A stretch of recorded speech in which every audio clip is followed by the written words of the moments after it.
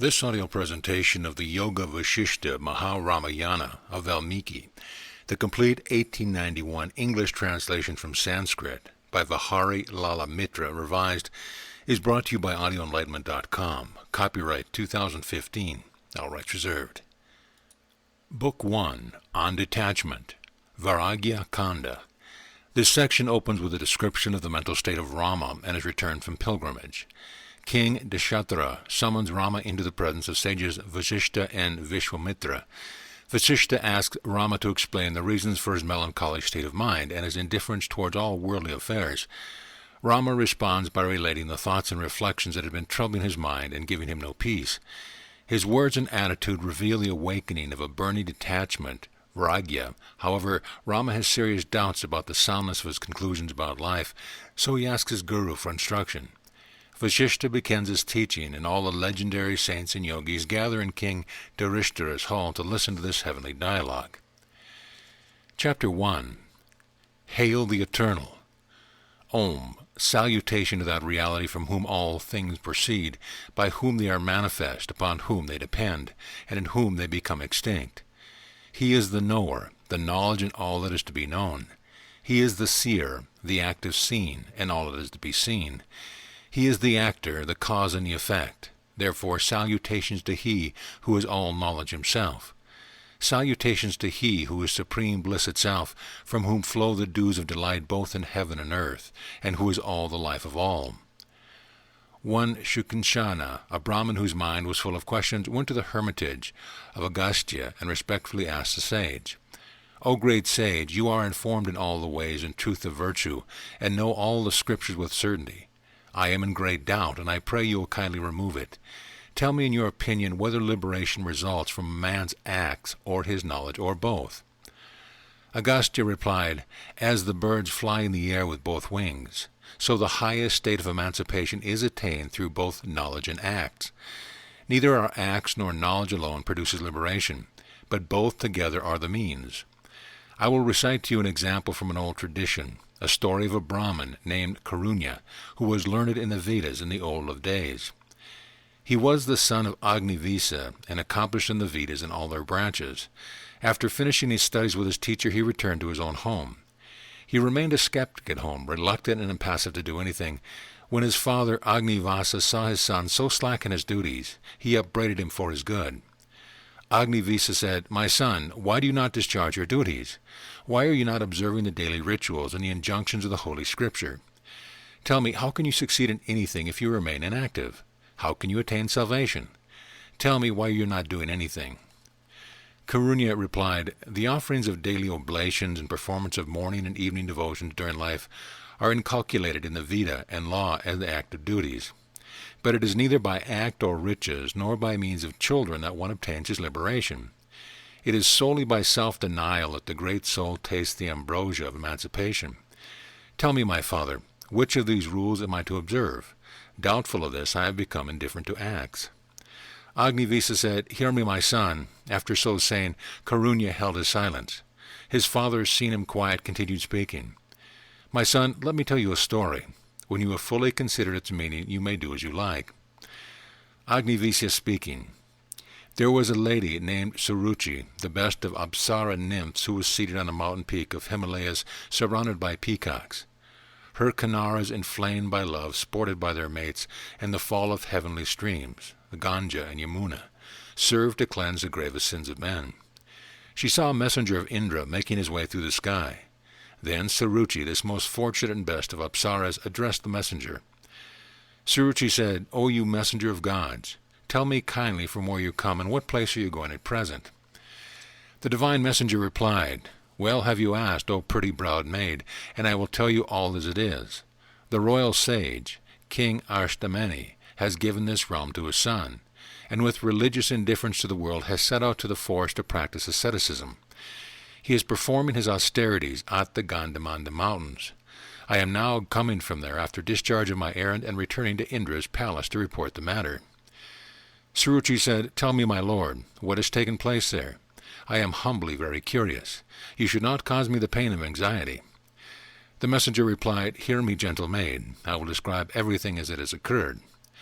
On hearing that the king was practicing the utmost rigors of asceticism in that forest, Indra, the Lord of gods, asked me to take this heavenly car and proceed at once to the spot. "Take this car," said Indra, bearing the Apsaras equipped with all their musical instruments and furnished with a band of Gandharvas, Siddha spiritual masters, Yakshas, and Kannaras. "Convey them," said Indra, "with all their string instruments, flutes, and drums to the woodland mount of Gandha Madana. There, having placed King Aristomene in the car, bring him to the enjoyment of heavenly delight in the city of Amaranthi, the seat of immortals." The messenger added, "Receiving this instruction from Indra and taking the car with all its equipment, I proceeded to that mountain. Having arrived at the mountain and advanced to the king's hermitage, I delivered the orders of the great Indra to him. Hearing my words, O happy lady, King Aristomene reluctantly spoke to me, saying, 'I wish to ask you something, O messenger, which I hope you will answer. Tell me what good and what evil are in heaven, so that I may decide whether I want to settle here.' I answered, saying, 'In heaven there is an ample reward for merit, conferring perfect bliss to all, but it is the degree of merit that leads one to higher heavens. By moderate virtue one is certainly entitled up to the middle station. Virtue of an inferior order leads a person to a lower position. But one's virtue is destroyed by impatience at the excellence of his betters, by haughtiness to his equals, and by joy at the inferiority of others. When one's virtue is thus destroyed, he must enter the abode of mortals. These and the like are the effects of good and evil in heaven.'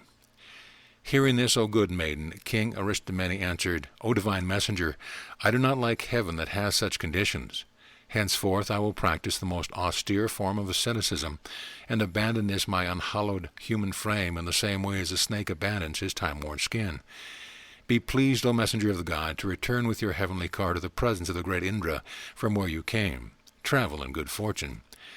The celestial messenger resumed, 'This being bid, I went, O great lady, to the presence of Indra. When I reported the matter, Indra was struck with great wonder. Then the great Indra again spoke to me with a sweet voice, saying, 'My messenger, go again to that king, and take him to the hermitage of Valmiki.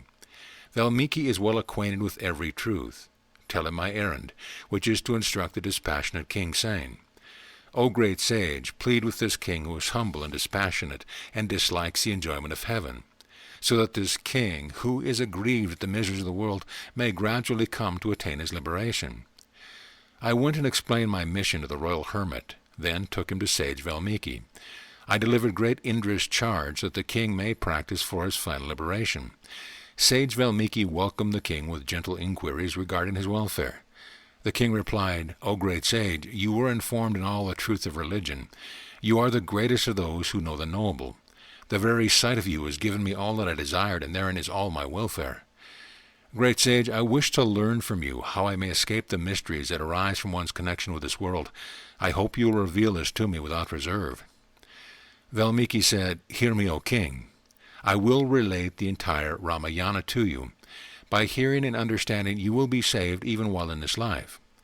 O great and intelligent king, listen as I repeat the sacred conversations that took place between Rama and Vasistha relating the way of liberation, which I well know from my own knowledge. The king replied, O best of sages, tell me precisely who and what this Rama was. What was his bondage, and how did he become free of it? Valmiki said, Vishnu was cursed to take the form of a prince, with an assumed ignorance like that of men of little understanding.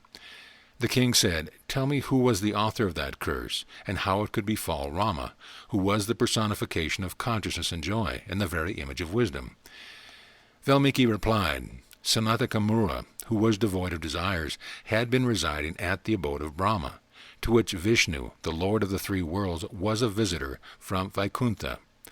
The Lord God Vishnu was welcomed by all the inhabitants of Brahmaloka, as well as by Brahma himself, except by Sanatakumara. The god Vishnu addressed Sanat Kumara. Sanat Kumara, it is ignorance that makes you forsake your desire for fear of rebirth. Therefore you must be born under the name of Sara Janma to be troubled with desire. In return, Sanatakumara denounced Vishnu by saying, Even as all discerning as you are, you shall have to sacrifice your omniscience for some time and live as an ignorant mortal. There was another curse pronounced upon Vishnu by the sage Brigu, who, seeing his wife killed by Vishnu, became incensed with anger and said, Vishnu, you shall have also to be deprived of your wife. Vishnu was again cursed by Vrinda to be deprived of his wife on account of his beguiling her in the form of her husband. Again, when the pregnant wife of Devadatta was killed from fear on seeing the man-lion figure of Vishnu, Narasimha, the leon Vishnu was denounced by the husband, who was sorely afflicted at the loss of his wife. Thus cursed by Bhrigu, Sanakumara, Devadatta, Vrinda, Vishnu was obliged to be born on this earth in the figure of a human being. I have explained to you the cause of all the curses passed on Vishnu. Now I will tell you other things, and you will have to listen carefully. Chapter 2. Reason for writing the Ramayana. Salutation to the Lord, the universal soul, shining manifest in heaven, earth, and the sky, and both within and without myself. He is entitled to read this work who is convinced that he is bound, who desires his liberation, and who is neither wholly ignorant or nor quite conversant with divine knowledge. The wise man, who has well considered his work as the first step, and then comes to think on the means of liberation, truly shall be exempt from rebirth. Valmiki speaking to King Aristamani. Know, O destroyer of your enemies, that I have written the history of Rama in the Ramayana as a preparatory step to salvation. I gave that history to my attentive pupil, the obedient and intelligent Bharadwaja, as the sea yields its gem to their seeker. The learned Bharadwaja repeated the history of the Ramayana in the presence of Brahma, seated in a certain forest of the Sumera mountain.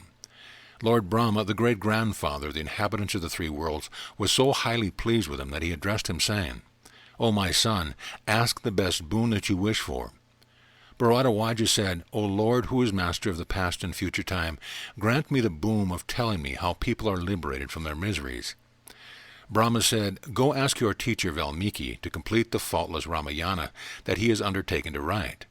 By hearing this work, men will overcome their many errors in the same way as the bridge that was built by Rama, who was filled with all good qualities, allowed men to cross the sea to Lanka.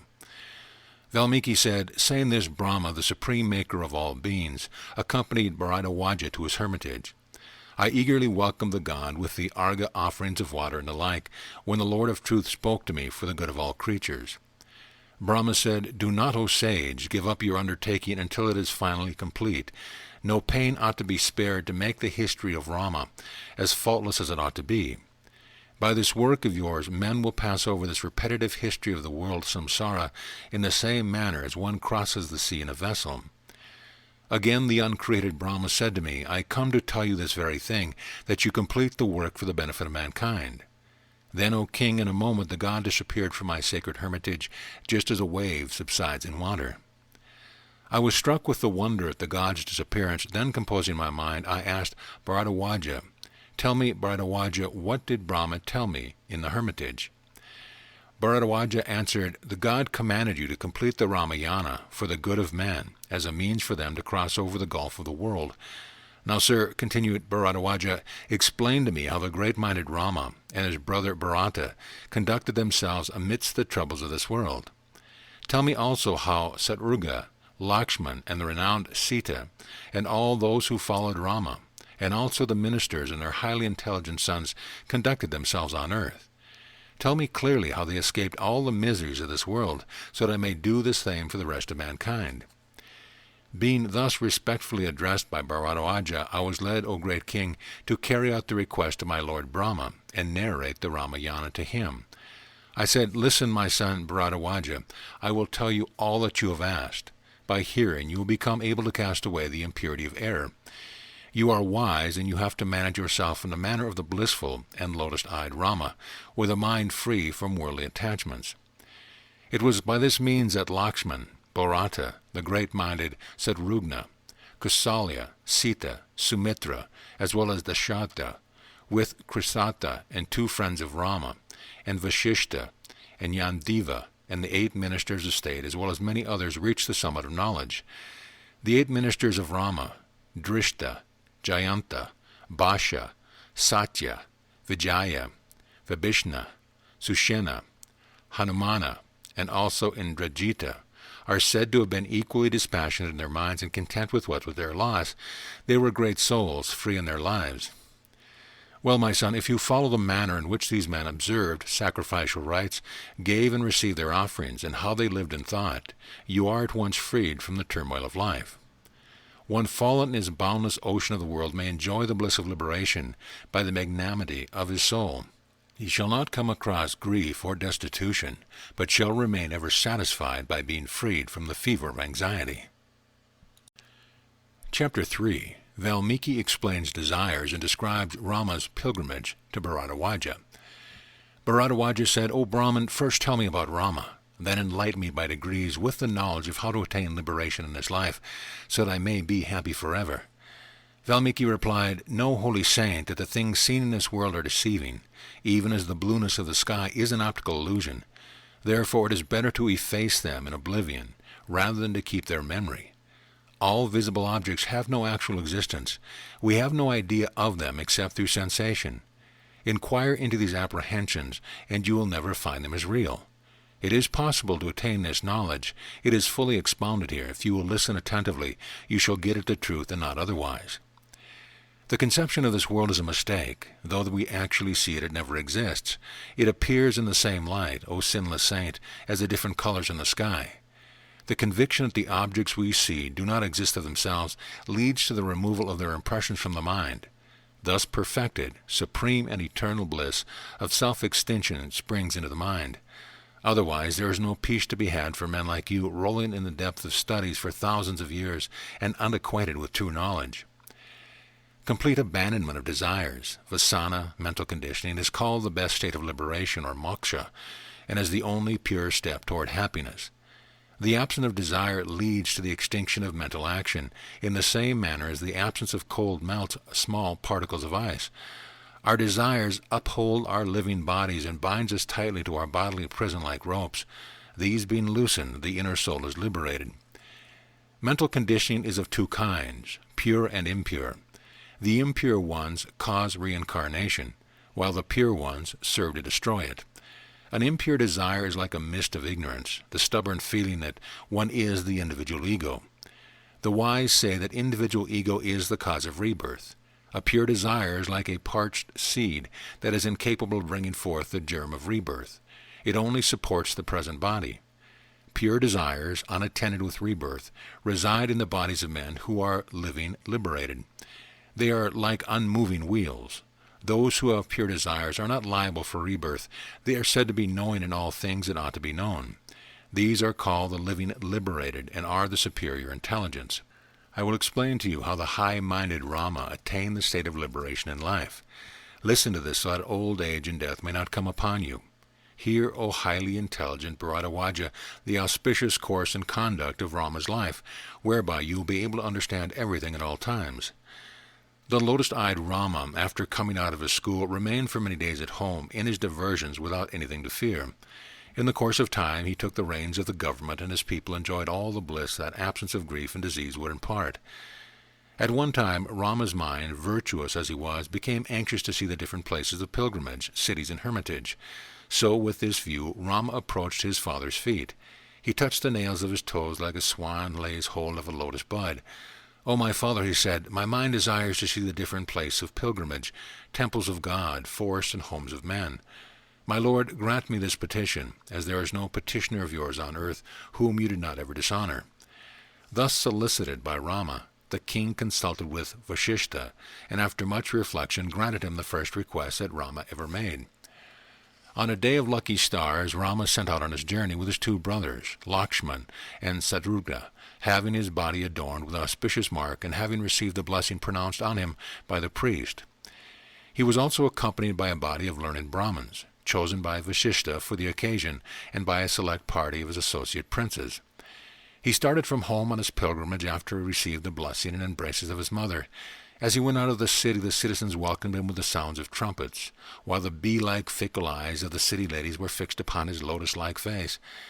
The beautiful hands of village women threw handfuls of fried paddy rice over his body, making him appear like the Himalayas covered with snow.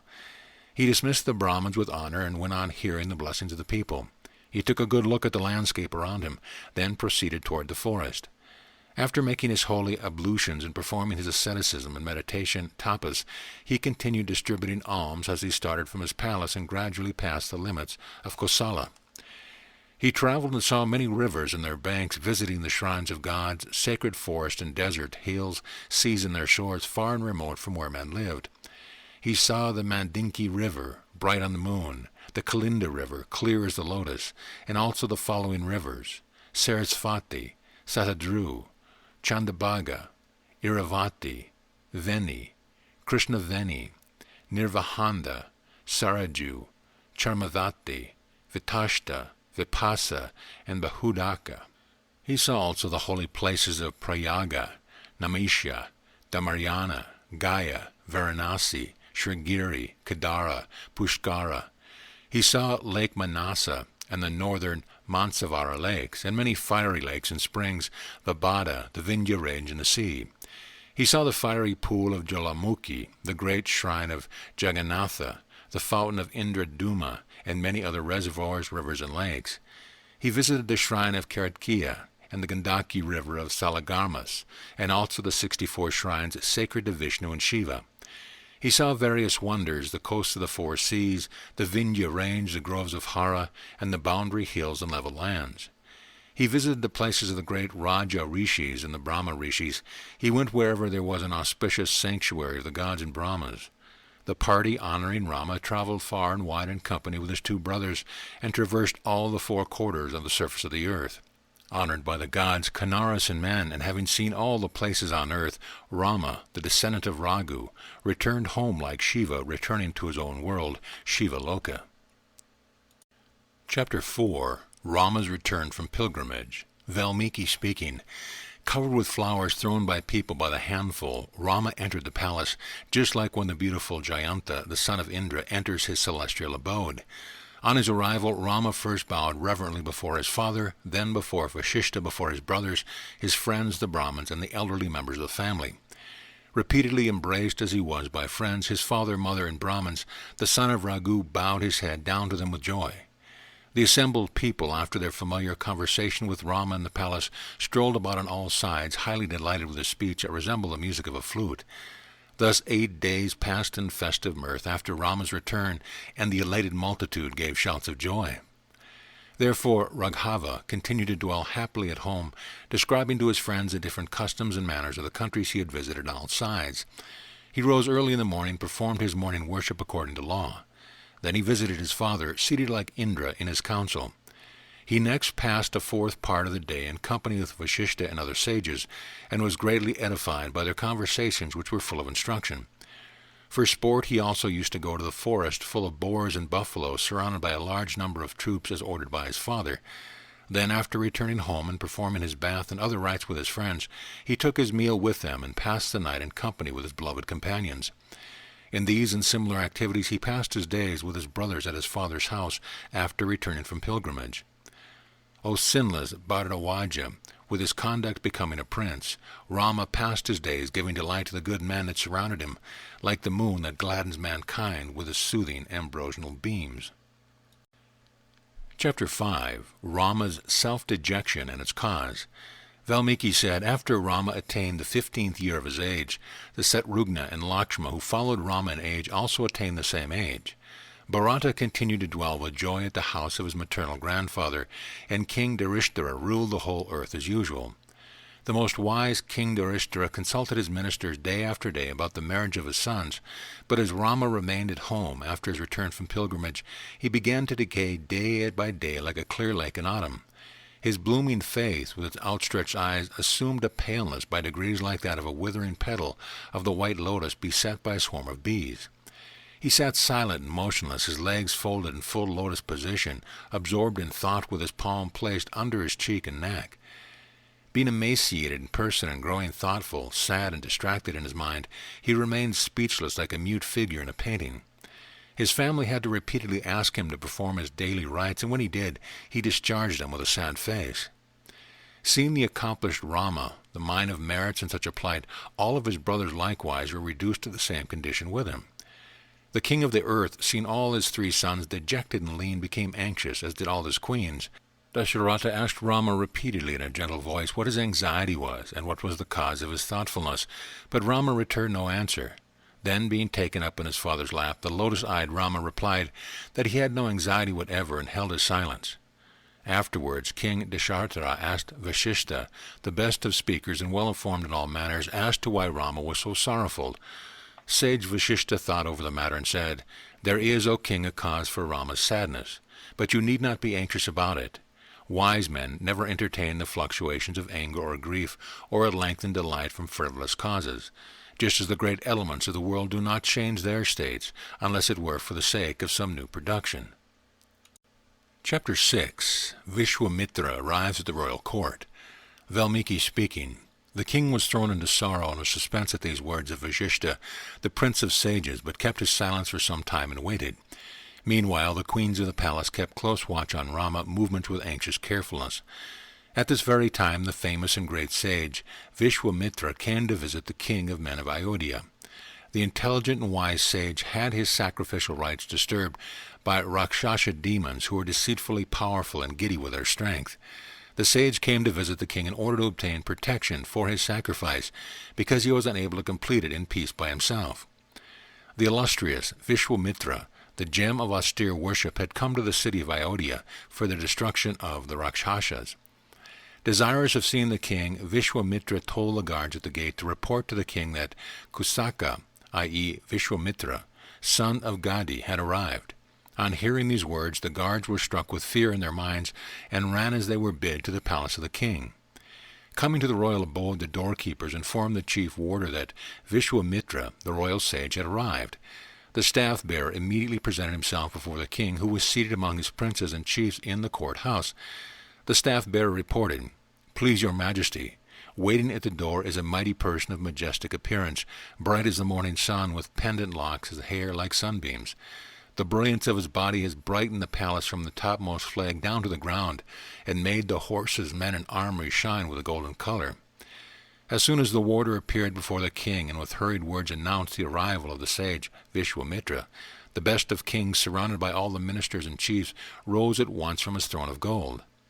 Attended by Vasistha and Vamadeva and his staff of princes and chiefs, by whom he was held in honor and regard, the king immediately walked to where the great sage was waiting, and saw Vishwamitra, the chief of sages, standing at the gate. Vishwamitra's priestly prowess, joined with his military valor, made him appear as if the sun had descended on earth for some reason. He was hoary with old age, rough-skinned by the practice of austerities, and covered down to his shoulders by bright red braids of hair that resembled evening clouds over the mountain of his brow. He was mild-looking and engaging in appearance, but at the same time as brilliant as the orb of the sun. He was neither assuming nor repulsive, but possessed of an ineffable gravity and majesty in his person. He was attractive, yet formidable in appearance, clear, yet vast in mind, deep and full in knowledge, and shining with inner light. His lifetime had no limit, his mind had no bounds, and age had not impaired his understanding. He held an ascetic pot in one hand, his only faithful companion in life. The compassion of his mind, added to the sweet complacency of his speech and looks, pleased people as that they were actually served nectar drops or sprinkled with ambrosial dew. His body, decorated by the sacred thread, and his prominent white eyebrows made him appear as a wonder to the eye of his beholders. On seeing the sage, the Lord of Earth lowly bowed from a distance, bowing so low that the gems hanging from the crown decorated the ground. In his turn, the sage immediately greeted the Lord of the Earth with sweet and kind words, like the sun greeting the Lord of the gods. Afterwards, the assembled Brahmins of the court, headed by Vasistha, honored him with their welcomes. The king said, "O holy sage, we are as highly favored by your unexpected appearance, and your glorious sight as a bed of lotuses at the sight of the luminous sun. O sage, I feel unending happiness at your appearance, which knows no bounds. This day we must be placed at the front rank of the fortunate, as we have become the object of your arrival." With these and similar conversations that went on among the princes and sages, they proceeded to the court hall, where they took their respective seats. The king, awed by seeing the best of sages, Vishwamitra, with his cheerful face and so very prosperous in his asceticism, felt some hesitation to offer the honorary gift reward himself. But the sage accepted the argya water offered him by the king, and hailed the king as the king walked around the sage according to the rules of Scripture. Thus honored by the king, he with a cheerful countenance asked the Lord of men about the good health of himself and family and the fullness of his finances. Then, coming in contact with Vasistha, the great sage saluted him with a smile, as he deserved, and asked him about his health and of those in his hermitage. After their interview, an exchange of due courtesies had lasted for a while to the satisfaction of all in the royal assembly. They both took their respective seats. Everyone in the court respectfully greeted the sage of exalted prowess. After Vishwamitra was seated, they made various offerings of padya, water to wash the feet, arghya, and the cattle to him. Having honored Vishwamitra in due form, the Lord of Men addressed him in submissive terms, with the gladdest minds, his palms pressed open against each other. He said, "Sage, your coming here makes me as grateful as one who obtains nectar, as rainfall after a drought, and as the blind gain sight. Again, it is delightful to me as a childless man who gets a son by his beloved wife, or as gaining possession of a treasure in a dream. Your arrival is no less pleasing to me than meeting with the object of one's wishes, the arrival of a friend, and the recovery of something that was given for lost. It gives me joy like that derived from the sight of a deceased friend, suddenly returning by way of the sky. It is thus, O holy Brahman, that I welcome your visit to me. Who is there who would not be glad to live in heaven? O sage, I feel so happy at your arrival, and this I tell you truly. What is your best pleasure? What I may do for you, O scholar, who is the best of the virtuous, and the most properly deserving of my services? Formerly you had been famed under the title of royal sage, but since made glorious by dint of your asceticism, you have been promoted to the rank of Brahma Rishi. Therefore you are truly the object of my worship. I am so glad at your sight that my inner soul is soothed, just like bathing in the Ganges River cheers the mind. Free as you are from fears and desires, from wrath and passion, and from the feelings of pleasure, pain, and disease, it is very wonderful, O holy Brahman, that you should have need of me for anything. I consider myself as situated at a holy sanctuary, and absolved from all my sins, or as merged in a lunar sphere, O best of the learned in the truth of the Vedas. I understand your appearance as that of Brahma himself before me, and I confess myself, O sage, to be purified and favored by your arrival. Indeed, I am so gratified at your arrival that I deem myself fortunate in this birth, that I have not lived in vain but led a truly good life. Since I saw you here and made my respectful obeisance to you, my heart cannot contain itself, but overflows with joy like that at sea at the sight of a moon.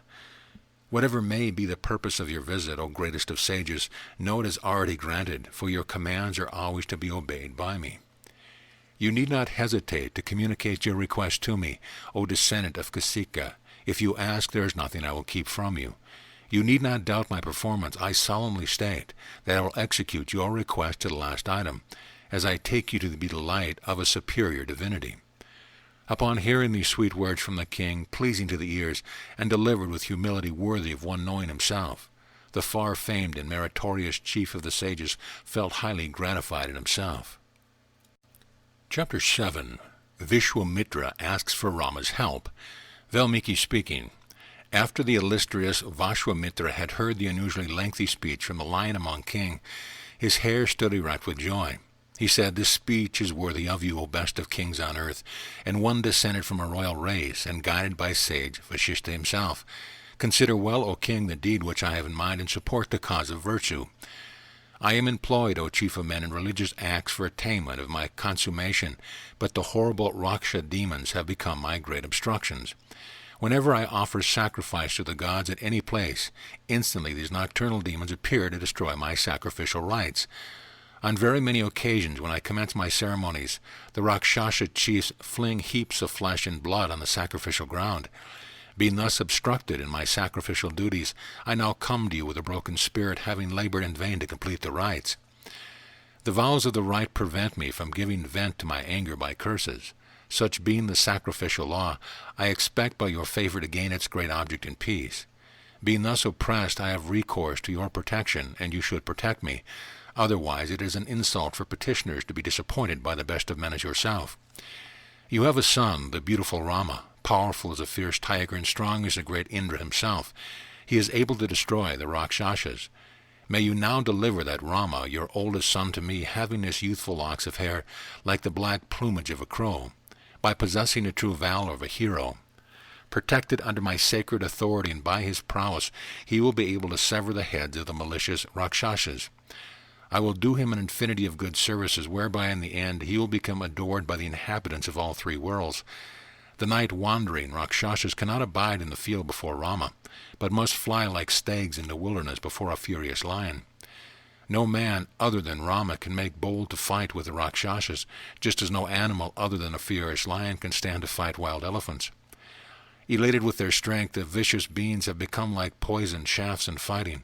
Being delegates of the demon Kara and Dushana, they are as furious as death itself. They cannot, O tiger among kings, be able to sustain the arrows of Rama, but must settle like a flying dust under the ceaseless showers of his arrows. Let not paternal affection prevail over you, O king, as there is nothing in this world which the high-minded will refuse to part with. I know it for certain, and so you also should know, that the Rakshasas must be destroyed by him. Wise men like ourselves will never undertake an uncertainty. I well know the great soul of the lotus-eyed Rama, and so does the illustrious Vasistha, and all others who are far-seen. Should the senses of greatness, duty, and renown have a seat in your soul, you should deliver my desired object to me, your son. It will take 10 nights to perform the rites of my sacrifice, during which Rama shall have to stay with me and kill the Rakshasas, who are obnoxious to my rites and the enemies of the sacrifice. O King Dasharatha, let the ministers, headed by Vasistha, join and give their assent, and deliver your Rama to me. O descendant of Raghu, you know that auspicious times must not be allowed to slip away, so you must not allow my time to slip. So may I have Rama. Be blessed and do not give my way to sorrow. Even the smallest service, if done in good time, appears to be much, and the best service is of no avail if done out of season. Vishwamitra, the illustrious and holy chief of the sages, paused after saying these words filled with virtuous and useful intention. Hearing these words of the great sage, the magnanimous king held his silence for some time, with a view to prepare the fitting answer, because no man of sense is ever satisfied with talking unreasonably either before others or to himself. Chapter 8. Dasharatha's reply to Vishwamitra. Valmiki added, on hearing Vishwamitra's words, Dasharatha, the tiger among kings, remained speechless for a moment, and then implored him from the lowliness of his spirit. Rama, my lotus-eyed boy, is only 15 years of age. I do not see he is a match for the Rakshasas. Here is a full Akshunhani legion of my soldiers, of whom, O my lord, I am the sole commander. Surrounded by them, I will offer battle to the Rakshasas' cannibals. Here are my brave generals, who are well disciplined in warfare. I will be their leader in the height of war with my bow in hand. Accompanied with these, I can offer fight to the enemies of the gods, and to the great Indra himself, in the same manner as the lion withstands wild elephants. Rama is only a boy with no knowledge of the strength of our forces. His experience is scarcely scratched beyond the inner apartments of the battlefield.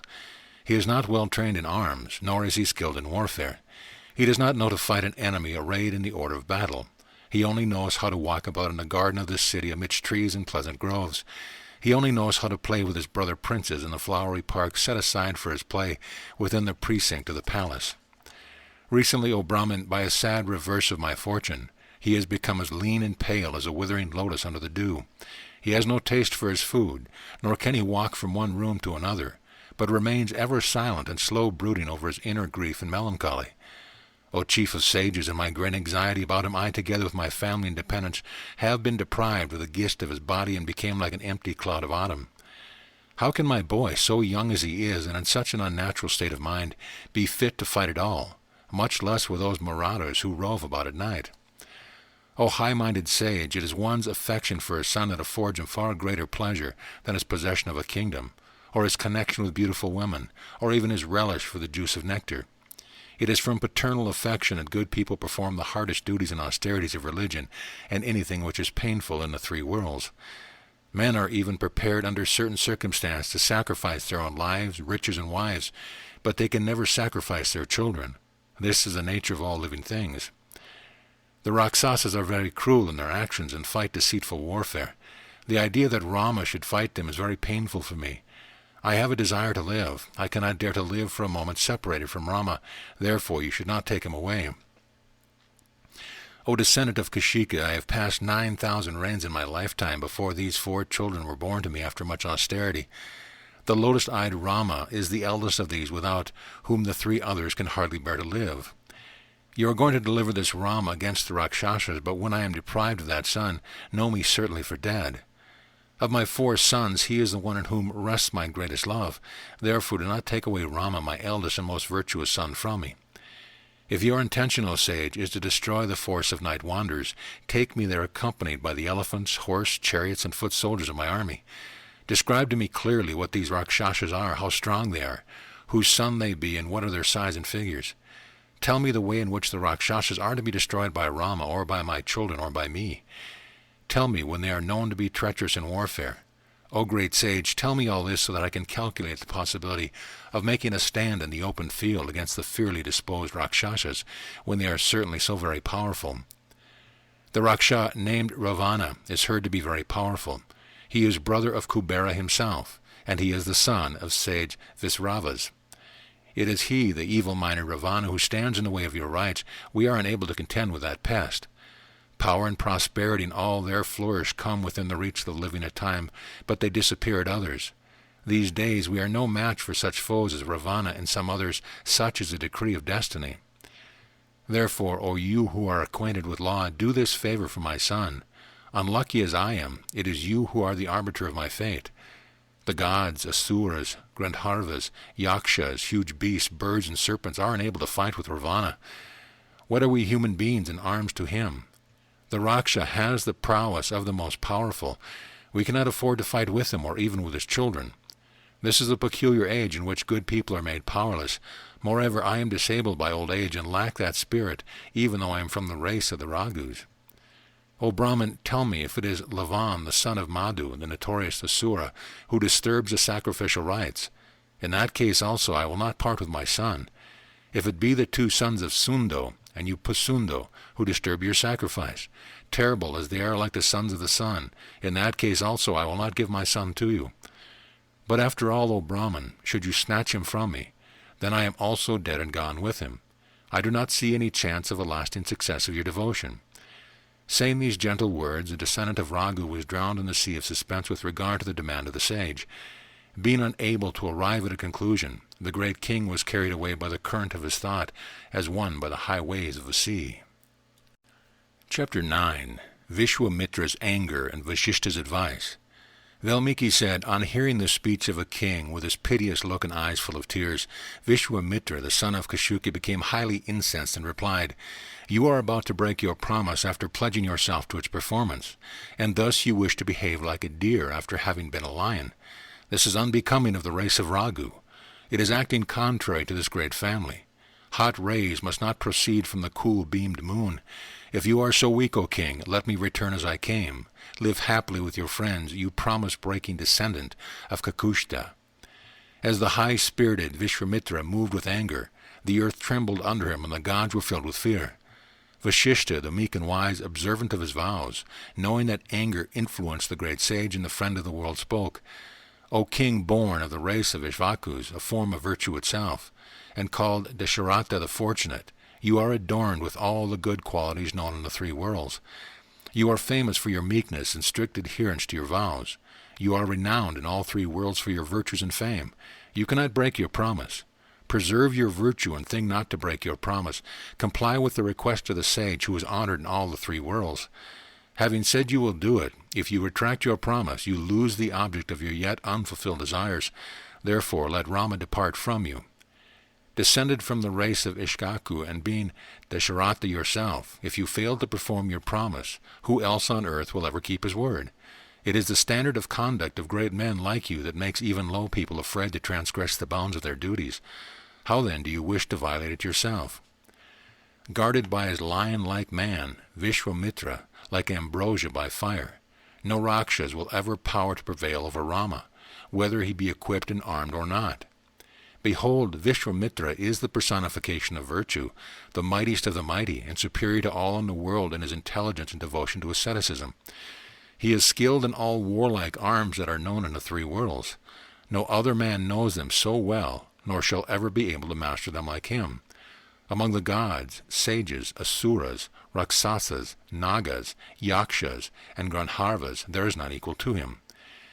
In days gone past, when the son of Kashyuka used to rule over his realm, he was furnished with all the arms by Krisava, and which no enemy can baffle. These arms were the progeny of Krisva, and were equally radiant and powerful as the progeny of the Prajapati, and followed him in his train. Now Daksha had two beautiful daughters, Jaya and Supraja, alias Vijaya, who had 100 offspring, a personification of the implements, that are invincible in war. Of these the favored Jaya gave birth to 50 sons, who are implacable agents of the destruction of Asura forces. In like manner, Supraja gave birth to 50 sons of very superior qualities, very powerful and terrible in their appearance, and indomitably aggressive. Thus Vishvamitra is strengthened and grown powerful. He is acknowledged in the 3 worlds as a sage. You therefore must not think otherwise than to deliver Rama to him. This mighty and virtuous man and prince of sages being near anyone in his presence, even one at the point of death, is surely to attain his immortality. Therefore be not disheartened like an unconscious man. Chapter 10. The Melancholy of Rama. Valmiki related, after Vasistha finished speaking, King Dasharatha was glad to send for Rama and his brother Lakshman, saying, Chamberlain, go and quickly bring here the truly mighty and long-armed Rama with Lakshman for the praiseworthy purpose of removing the impediments of religious acts. Thus sent by the king, the chamberlain went to their inner apartment. After some moments he returned and informed the king, O sire, Rama, whose arms have crushed all his foes, remains wrapped in thoughts in his room like a bee closed in a lotus at night. He said that he is coming in a moment, but he is so lost in his lonely meditations that he likes nobody to be near him. Thus advised by the chamberlain, the king called one of Rama's attendants, and having given him every assurance, asked him to relate the particulars. On being asked by the king how Rama had come to the state, the attendant replied in a sorrowful mood, Sir, we have also become as lean as sticks in our bodies, in sorrow for the fading away of your son Rama in his body. The lotus-eyed Rama appears dejected ever since he has come back from his pilgrimage in company with the Brahmins. When asked to perform his daily rites, he sometimes discharges them with a sad face, and at other times he wholly dispenses with them. He is adverse, O Lord, to bathing, to worshipping the gods, to the distribution of alms, and to his meals also. Even when we troubled him to eat, he does not take his food with a good relish. He no longer allows the playful harem girls to rock him in a swinging cradle, nor does he play under the showering fountains like in rainwater. No ornaments beset with the bud-shaped rubies, no bracelets or necklace, O king, can please him now. In the same manner, those who expect their fall from heaven would be pleased by nothing in it. He is sorrowful even while sitting in the tree gardens of vines, entertained by flowery breezes, and amidst the looks of maidens playing around him. O king, he looks at whatever is good and sweet, elegant and pleasing to the soul with sorrowful eyes, like one whose eyes are already satisfied with viewing them heaped up in piles. He would speak ill of the girls who would dance merrily before him and exclaim, Why should these ladies of the harem flutter about in this way, causing grief in me? His doings are like those of a madman who takes no delight at his food or rest, his vehicles or seats, his bath and his other pleasures, however excellent they may be. As regard prosperity or adversity, his rooms or any other desirable things, he says they are all unreal, and then he holds his silence. He cannot be excited by pleasantry or tempted to taste pleasure. He attends to no business, but remains in silence. No woman with her loosened locks and tresses and the tempting glances of her eyes can please him, any more than a playful fawn can please the trees in the forest.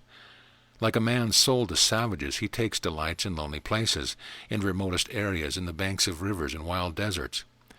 O king, his aversion to clothing, conveyance, food, and presents indicate that he is following the line of life led by a wandering ascetic.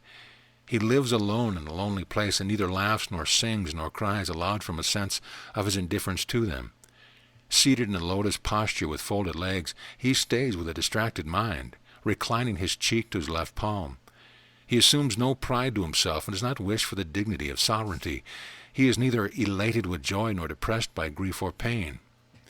Who does not know where he goes, what he does, what he desires, what he meditates upon, or from where or when he comes and what he follows? He is getting lean every day, growing pale day by day. Like a tree at the end of autumn, he is becoming discolored day after day. O king, his brother, Satrugna and Lakshman, follow all his habits and resemble his very shadow. Repeatedly asked about his unsound mind by his servants, brother princes and mothers, Rama says he has none, and then resumes his silence and detachment. He lectures his companions and friends, saying, Do not set your mind to sensual enjoyment which are only pleasing for the time being. He has no affection for the richly adored women of the harem, but rather looks upon them as a cause of destruction presented before him. He often sings in plaintive notes how his life is being spent in vain cares, estranged from those of the easily attainable state of heavenly bliss. Should some courtier speak of his being an emperor one day, He smiles at them as upon a raving madman, and then remains silent as one distracted in his mind. He does not pay heed to what is said to him, nor does he look at anything presented before him. He hates to look upon even the most charming of things, as it is imaginary and unreal to suppose the existence of an ethereal lake or a lotus growing in it. So it is false to believe the reality of the mind and its conception. Saying so, Rama marvels at nothing. Even when sitting among beautiful maids, the darts of Kamadeva, the god of love, fail to pierce his impenetrable heart. Like showers of rain cannot pierce a rock, Rama makes his motto, "No sensible man should ever wish for riches, which are but the seats of danger," and he gives all that he has to beggars. He sings some verses to this effect that it is an error to call one thing prosperity and the other adversity, when they are both only imaginations of the mind. He repeats some words to the effect that, though it is in the general cry, "Oh, I am gone, I am helpless grown," yet it is a wonder that nobody should take himself to utter detachment. That Rama, the destroyer of enemies, the great oak grown in the garden of Raghu, should get into such a state of mind is what causes grief in us. We do not know, O great armed and lotus-eyed king, what to do with him in the state of his mind. We hope only in you. He laughs to scorn the counsel of the princes and Brahmins before him, and spurns them as if they were fools. He remains inactive with the conviction that the world which appears to our view is a vanity, and the idea of self is also a vanity. He has no respect for foes or friends, for himself or his kingdom, mother or riches, nor does he pay any regard to prosperity or adversity. He is altogether quiet, without any desire or effort, and devoid of a mainstay. He is neither captivated by anything nor freed from worldly thoughts. These are the reasons which afflict us most. He says, "What have we to do with riches, with our mothers, with the kingdom, and all our activities?" Under these impressions he is about to give up his life. As the swallow grows restless when hurricanes obstruct the rains, so has Rama become impatient under the restraint of his father and his mother, his friends and kingdom, his enjoyment, and even his own life. In compassion on your son, incline to root out his annoyance, which like a harmful vine has been spreading its shoots. For under such a disposition of his mind, and in spite of his possessions of all affluence, he looks upon the enjoyment of the world as a poison. Where is that powerful person on this earth who can restore him to proper conduct? Who is there who will remove the errors that have caused grief in Rama's mind, like the sun removes the darkness of a world? Chapter 11. Consolation of Rama. Vishwamitra said, "If such is the case, you who are intelligent may go at once and persuade that progeny of Raghu to come here, as one deer does others. This stupor of Rama is not caused by any accident or affection. I believe it is a development of that superior intellect which rises from the right reasoning of dispassionate men. Let Rama come here for a while, and in a moment we shall dispel his delusion, as wind drives away clouds from a mountain top.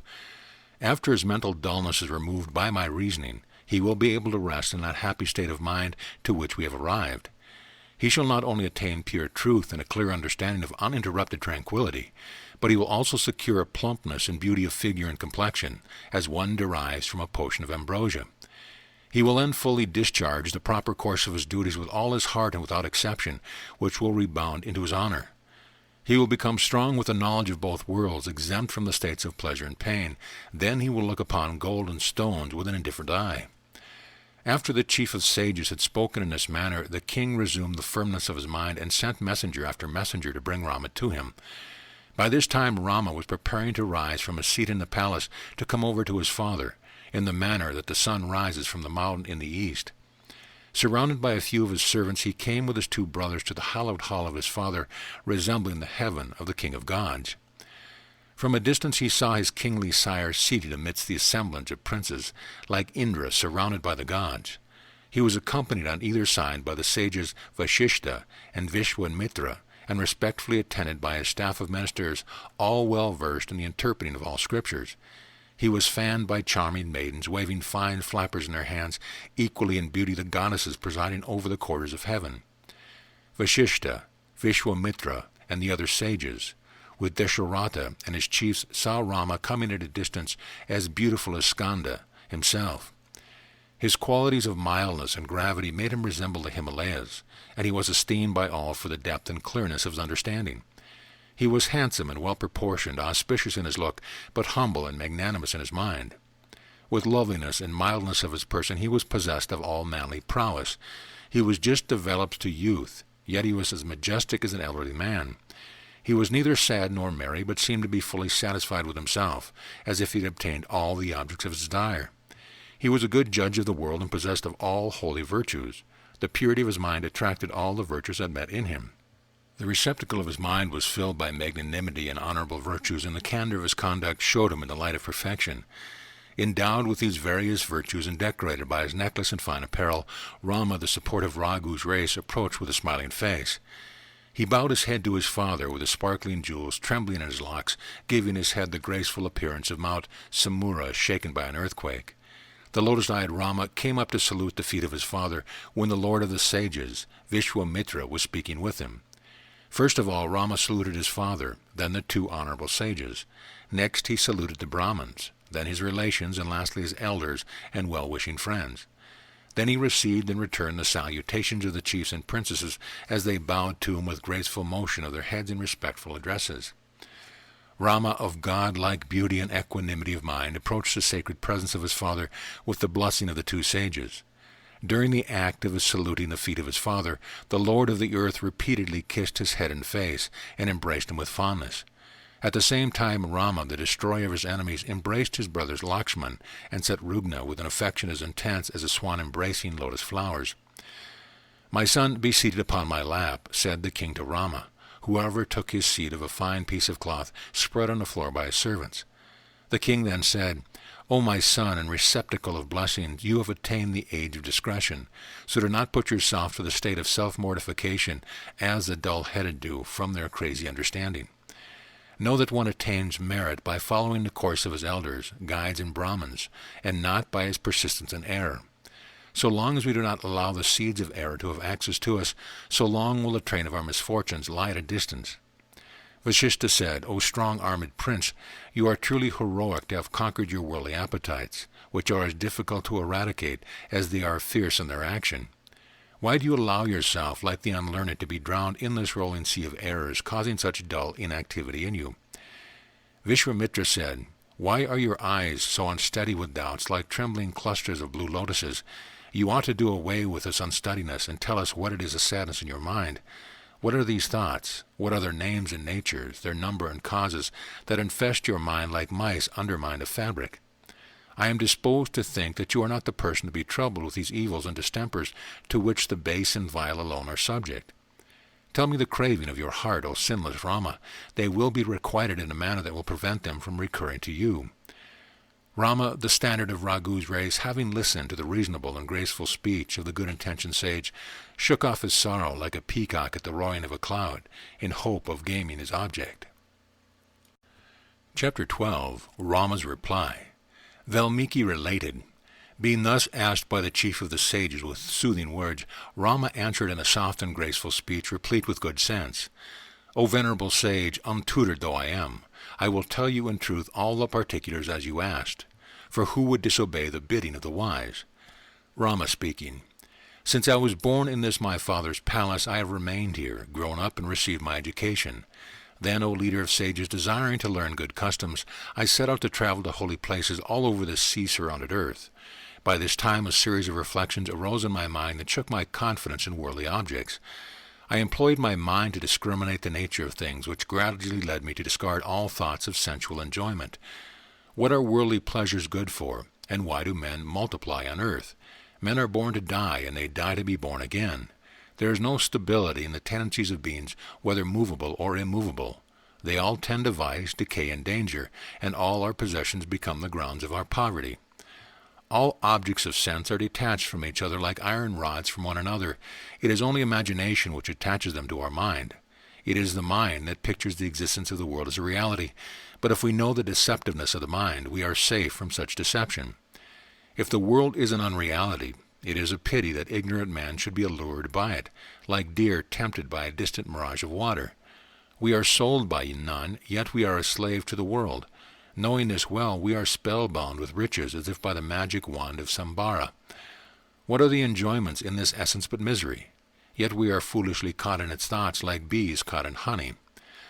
Ah, after long I perceive what we have insensibly fallen into error, like senseless stags falling into caverns in the wilderness. Of what use is royalty and these enjoyments to me? What am I, and where do all these things come from?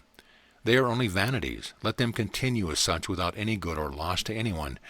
Reasoning in this manner, O holy Brahman, I came to be disgusted with the world like a traveler in a desert. Now tell me, O venerable sir, is this world advancing to its dissolution or continued reproduction, or is it an endless progression? If there is any progress here, is it the appearance and disappearance by turns of old age and disease, and of prosperity and adversity?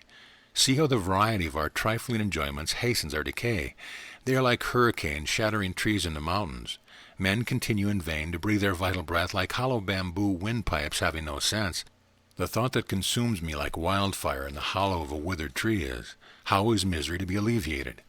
The weight of worldly misery sits heavy on my heart like a rock and obstructs the breathing of my lungs. I have a mind to weep, but I am prevented from shedding tears for fear of my people. My tearless weeping and speechless mouth give no indication to anybody of my inner sorrow. My consciousness is silent witness to my solitude. I wait to think on the positive and negative states as ruined man bewails to reflect on his former state of affluence. I take prosperity to be a seducing cheat, for it deludes the mind, impairs good qualities, and spreads the net of our miseries. To me, like one fallen into great difficulties, no riches, offspring, consorts, or home affords any delight, but they seem to be misery. Like a wild elephant in chains, I find no rest in my mind reflecting on the various evils of the world and thinking on the causes of our frailties. There are wicked passions prying at all times under the dark midst of the night of our ignorance. There are hundreds of objects which, like so many cunning rogues, are about all men in broad daylight, lurking on all sides to rob us of our reason. What mighty champions can we delegate to fight with these other than our knowledge of truth? Chapter 13. Denunciation of Wealth. Rama said, O sage, here wealth is reckoned a blessing, yet she is the cause of our troubles and errors. She bears away like a river in the rainy season. All highly spirited simpletons are overpowered by her current. Her daughters are anxieties fostered by many a bad deed, like the waves of a stream raised by winds. She can never stand steady on her legs anywhere, but like a wretched woman who has burnt her feet, she limps from one place to another. Wealth, like a lamp, both burns and blackens its owner, until it is extinguished by its own flame. She is unapproachable like princes and fools, and likewise as favorable as they to her adherents, without scanning their merits or faults. She begets only evils in them by their various acts, as good milk, when given to serpents, serves to increase the strength of their poison. Men are gentle and kind-hearted to friends and strangers, until their hearts are hardened by their riches, which like blasts of wind serve to stiffen frost. As brilliant gems are soiled by dust, so are the learned, the brave, the grateful, the mild, and the gentle corrupted by riches. Riches do not lead to happiness, but rebound to sorrow and destruction, as the plant aconite, when nourished, hides fatal poison in itself. A rich man without blemish, a brave man devoid of vanity, and a master lacking partially are the three rarities on earth. The rich are as inaccessible as the dark cave of a huge serpent, and as unapproachable as the deep wilderness of Vindhya mountain inhabited by fierce elephants. Riches, like the shadow of night, overcast the good qualities of men, and like moonlight, bring to bloom the buds of their misery. Like a hurricane, they blow away the brightness of a fair prospect. Riches resemble a sea with huge surges. They bring a cloud of fear and error upon us, increase the poison of despondence and regret, and are like dreadful snakes in the field of our choice. Fortune is a frost to those who are bound to asceticism, and is like the night to the owls of libertinism. She is an eclipse to the moonlight of reason, and like moonbeams to the bloom of the lilies of folly. She is as transitory as the rainbow, and as pleasant to see by the play of her colors. She is as fickle as lightning, which vanishes as quickly as it appears. Hence none but the ignorant have reliance on her. She is as unsteady as a well-born maiden following a base-born man to the woods. She is like a mirage that tempts runaways to fall into its dough. Unsteady as a wave, she is never steady in any place, like the flickering flame of a lamp. So her leaning is known to no one. She, like the lioness, is ever quick to fight, and like the leader of elephants, she is favorable to her partisans. She is as sharp as the blade of a sword, and she is the patroness of sharp-witted sharpsters. I see no joy in uncivil prosperity, which is full of treachery and replete with every kind of danger and trouble. It is pity that prosperity is like a shameless wench who will again lay hold of a man who has abandoned her for her rival poverty. What is she, with all her loveliness and attraction of human hearts, but a momentary thing obtained by all manner of evil means, and resembling at best a flower shrub growing out of a cave inhabited by a snake, and beset by reptiles all about its stem? Chapter 14. Denunciation of Human Life. Rama speaking. Human life is as frail as a drop of water trembling on the tip of a leaflet. Life breaking loose from the bodily imprisonments out of its proper season is as irrepressible as a ravening madman. The lives of those whose minds are infected by the poison of worldly affairs, and who are incapable of judging for themselves, are only causes for their torment. Those knowing the knowable, and resting in the all-pervading Spirit, and acquiescing alike to their wants and gains, enjoy lives of perfect tranquility. We who have a certain belief that we are only limited beings can have no enjoyment in our transient lives, which are only flashes of lightning in the cloudy sky of the world. It is as impossible to confine the winds or tear the sky to pieces, or wreathe waves into the garland, as it is to place any reliance upon our lives. Fast as the fleeting clouds in autumn, and short as the light of lamp without oil, our lives appear to pass away as impermanent as rolling waves in the sea. Rather attempt to lay hold of the moon's shadow on the waves, or the fleeting lightning in the sky, or the ideal lotus blossom in the ether, than ever place any reliance upon this unsteady life. Men of restless minds, desiring to prolong their useless and toilsome lives, resemble the barren she-mule conceived by a horse. This world, samsara, is as a whirlpool in the ocean of creation, and every individual body is as impermanent as foam, froth, or a bubble, which can give me no relish in this life. True living its gain, which is worth gaining, which has no cause of sorrow or remorse, and which is a state of transcendental tranquility. There is a vegetable life in plants, and an animal life in beasts and birds. Man leads a thinking life, but true life is above thought. All those living beings who, being born here, once do not return are said to have lived well in this earth. The rest are no better than old asses. Knowledge is a burden to the unthinking, and wisdom is burdensome to the passionate. Intellect is a heavy load to the restless, and the body is a ponderous burden to one ignorant of his soul.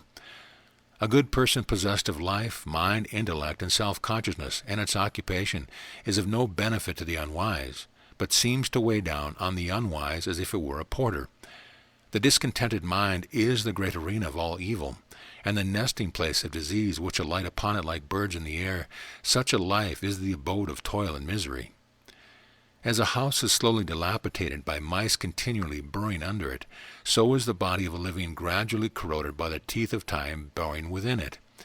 Deadly diseases breed within the body, feed upon our vital breath, like poisonous snakes born in caves of the woods consume the meadow air. As the withered tree is perforated by small worms residing in them, so our bodies are continually wasted by many inborn diseases and harmful secretions. Death is constantly staring and growling at our face, as a cat looks and purrs at a mouse in order to devour it. Old age wastes us as soon as a glutton digests the food, and it reduces one to weakness as an old harlot left with no charm other than her makeup and perfume. Youth forsakes us as soon as a good man, who after a few days learns of his wicked friend's faults, abandons him in disgust. Death, the lover of destruction and friend of old age and ruin, likes the sensual man as a lecher likes a body. Thus there is nothing so worthless in the world as this life, which is devoid of every good quality and ever subject to death, unless it is attended by the permanent joy of liberation. Chapter 15. Denunciation of Ego. Rama continued, Egoism springs from false conceit, fostered by vanity. I am much afraid of this enemy, baneful egotism. All men in this diversified world, even the very poorest of them, fall into the dungeon of evils and misdeed under the influence of ego. All accidents, anxieties, troubles, and wicked exertions proceed from ego and self-confidence. Hence I deem ego to be like a disease. Being subject to that everlasting arch-enemy, the cynic ego, I have refrained from food and drink. What other enjoyment is there for me to partake? This world resembles a long continuous night in which our ego, like a hunter, spreads the snare of affections. All our great and intolerable miseries, growing rank as thorny acacia plants, are only the results of our ego. It overcasts the equanimity of mind like an eclipse shadows the moon. It destroys our virtues like frost destroys lotus flowers. It dispels the peace of men as autumn drives away the clouds. Therefore I must get rid of this egoistic feeling. I am not Rama the prince. I have no desire, nor should I wish for wealth, but I wish to have the peace of my mind and remain like the self-satisfied, age-old Jina. All that I have eaten, done, or offered in sacrifice under the influence of ego have gone for nothing. The absence of ego is the real good. So long, O Brahman, as there is ego, he is subject to sorrow at his difficulties. If he is devoid of it, he becomes happy. Hence it is better to be without it. I am free from anxiety, O sage, ever since I have come to know the impermanence of all enjoyment, gave up my sense of egoism, and attained tranquility of my mind. As long, O Brahman, as the cloud of egoism covers our minds, our desires expand themselves like a kerchief plant buds in rain. But when the cloud of egoism is dispersed, the lightning of greed vanishes away. Just like when a lamp is extinguished, its light immediately disappears. The mind vaunts with ego like a furious elephant in the Vindhyan hills when it hears thunder in the clouds. Ego is like a lion living in the vast forest of all human bodies, who ranges about a large throughout the whole extent of the earth. The self-conceited are decorated with a string of pearls upon their neck, of which greed forms the thread and repeated birth are the pearls. Our hostile enemy ego, like a magician, has spread about us the enchantment of our wives, friends, and children, whose spell it is hard to break. As soon as the impression of the world ego is effaced from the mind, all our anxieties and troubles are wiped out of it.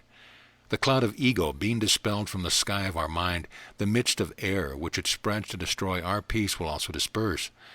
I have given up my ego, yet my mind remains stupefied with sorrow from my ignorance. Tell me, O Brahman, what do you think is right for me under these circumstances? I have given up this egoism with much trouble, and I would like to not depend upon this source of all evil and worry any more.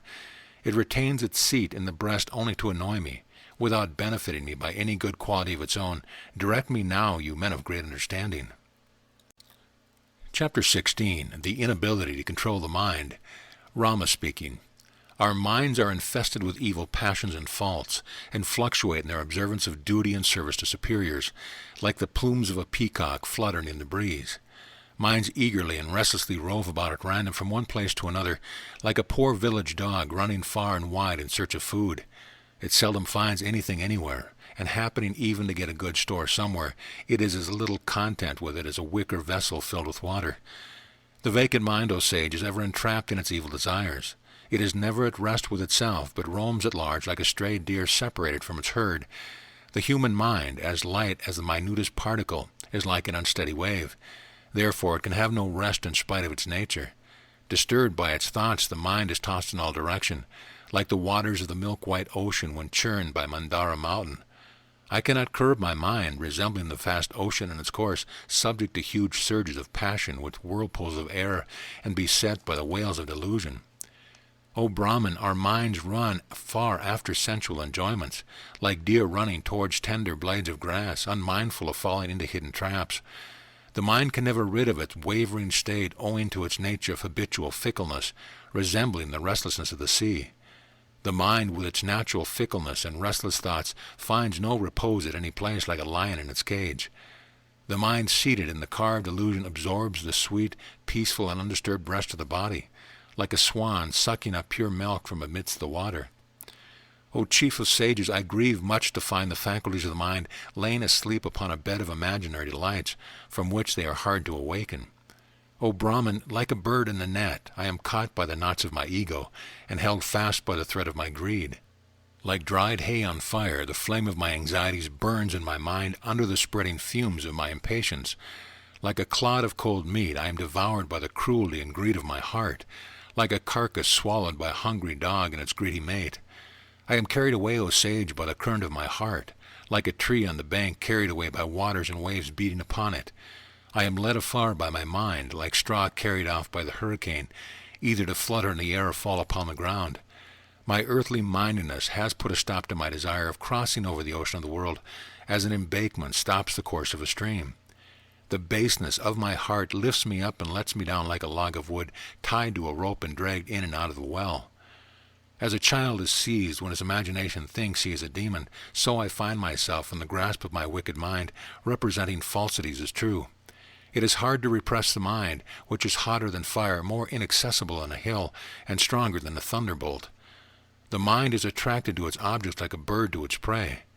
It is not even a moment's respite like a boy in his play. My mind resembles the sea both in its dullness and its restlessness, and in its extent and fullness, with whirlpools and dragons that keep me from advancing. It is more difficult to subdue the mind than to drink the ocean or upset Sumera mountain. It is harder than the hardest thing. The mind is the cause of all exertion and the source of all its senses, the three worlds. Its weakness weakens all worldliness and requires to be cured with care. Our pains and pleasures arise by the hundreds from the mind, like woods growing in groups upon a hill. But no sooner is the scythe of reason applied to them than they fall off one by one. I am ready to subdue my mind, my greatest enemy in this world, for the purpose of mastering all the virtues which the learned say depend upon it. My lack of desire has made me adverse to wealth and the gross pleasure it yields, which are like the tints of clouds tainting the moon. Chapter 17. Rama on Greed. Rama speaking. I see our vices like a flock of owls flying in the region of our mind, under the darkness of our affection, and in the longsome night of our greed.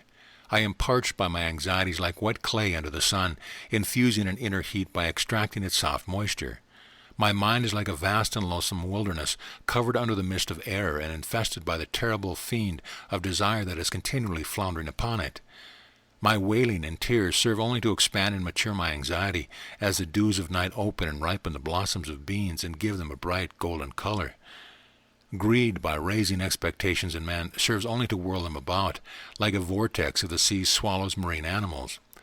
The stream of worldly greed flows like a rapid current within the rock of my body, which precipitate force in loud resounding waves. Our minds are driven by foul greed from one place to another, as dusty dry hay is carried away by the winds, and as moisture-loving chetaka cuckoo are impelled by thirst to fly about. It is greed that destroys all the good qualities and grace that we have learned in good faith.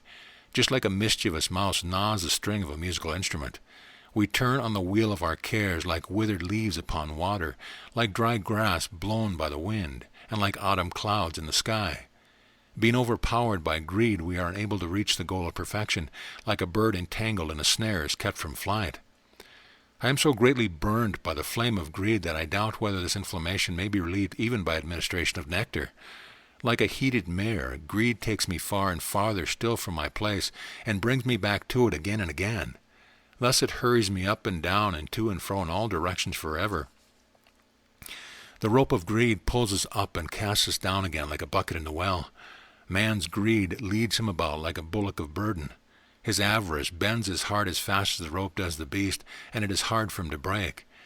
As the hunter spreads his net to catch birds, so does our affection for friends, wives, and children stretch snares to entrap us every day. Greed, like a dark night, terrifies even the wise, blindfolds the keen-sighted, and depresses the spirit of the happiest of men. Our appetite is as heinous as a serpent, soft to the feel but full of deadly poison, and bites us as soon as it is felt. It is also like a black sorceress who deludes men by her magic, then pierces them in his heart to expose them to danger afterwards. This body of ours, shattered by our greed, is like a worn-out lute, fastened by arteries resembling strings, but emitting no pleasing sound. Our greed is like the long, fibered, dark, and juicy poisonous vine called kaduka, that grows in mountain caves and maddens men by its flower. Greed is as vain, empty, fruitless, aspiring, unpleasant, and perilous as a dry twig of a tree that bears no fruit or flowers, but is hurtful with its prickly point. Venality is like a mean old woman who, from the incontinence of her heart, courts the company of every man without gaining the object of her desire. Greed is an old actress who plays her various parts in the vast theater of the world in order to please the different tastes of her audience.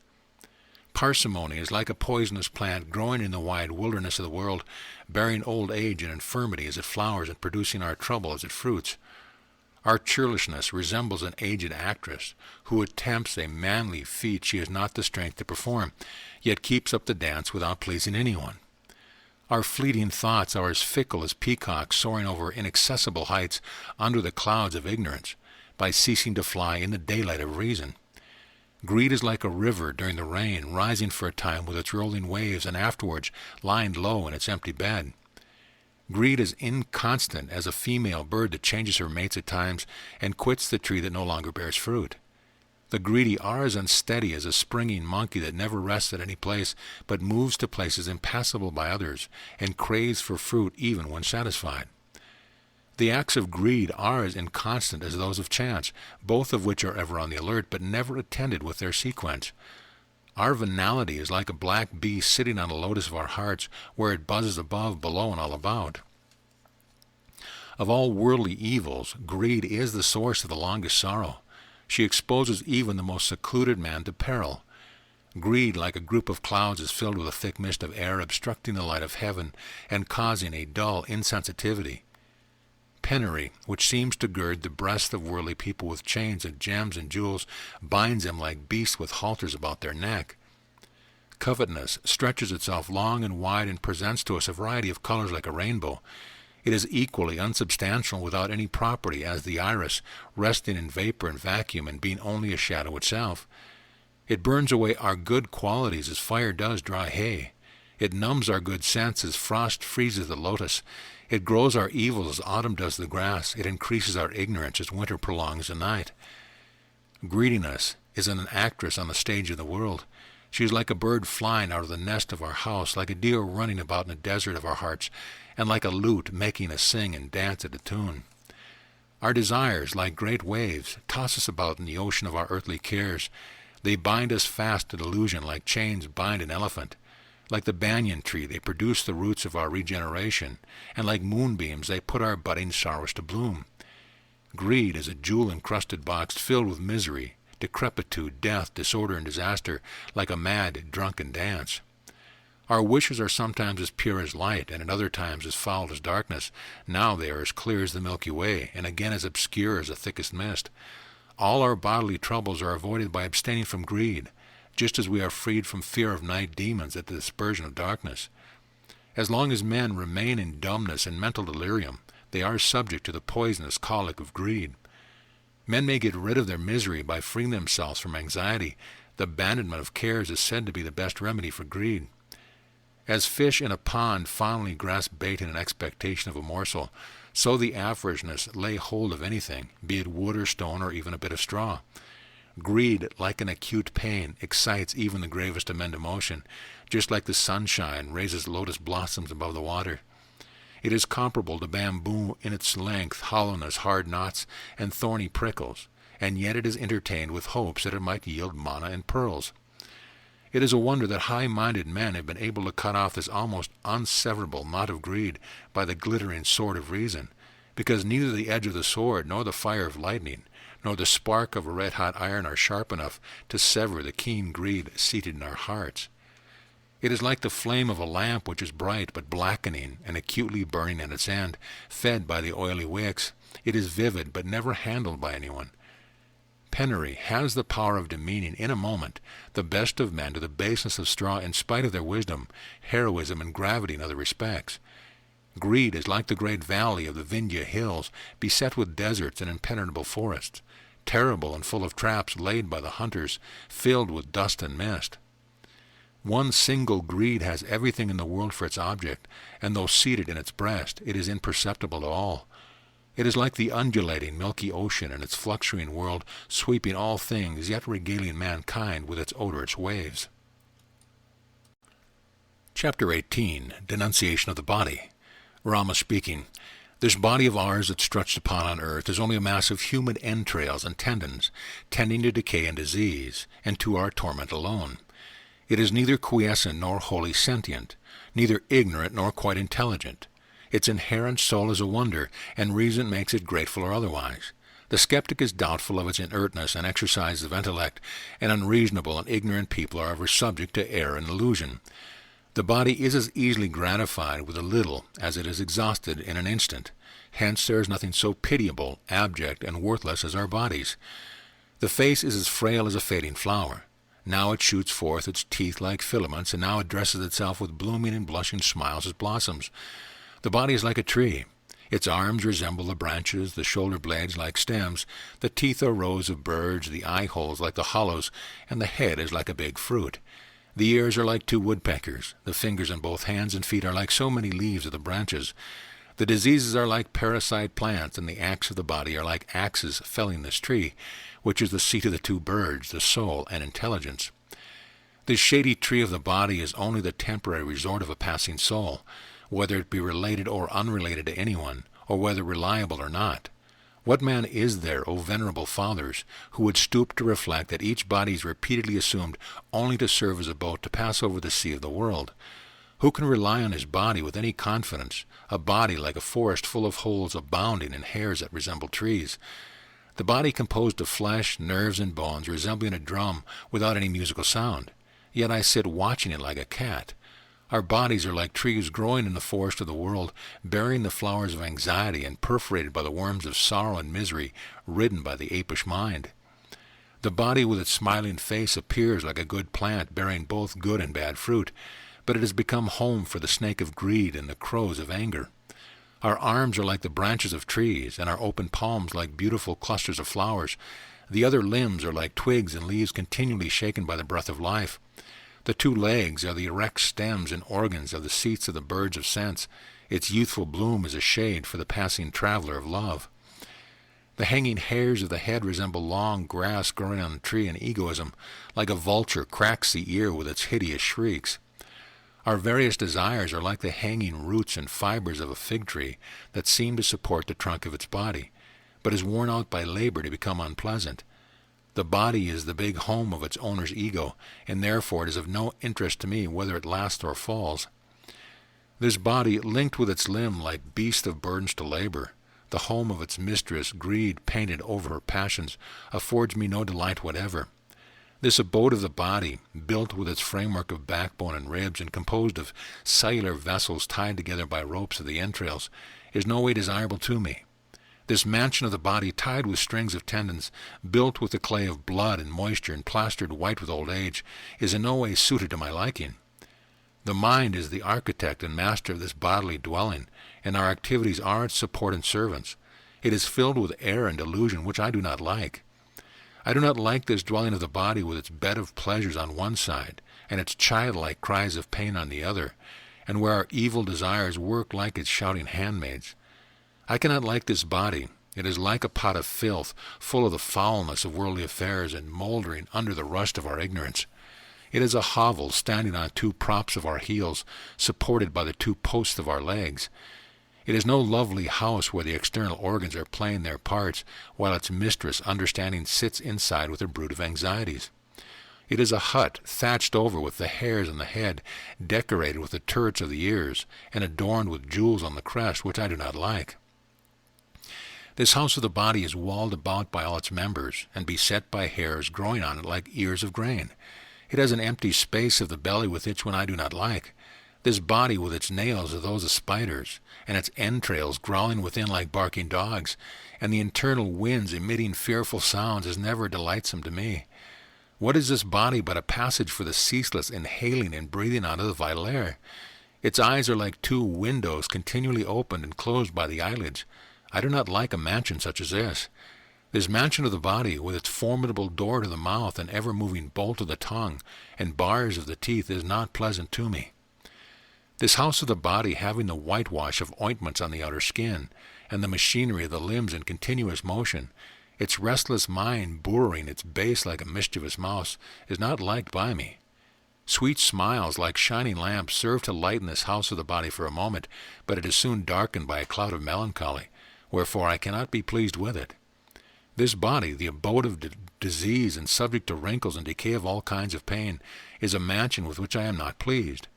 I do not like this wilderness of the body infested by the bears of the senses.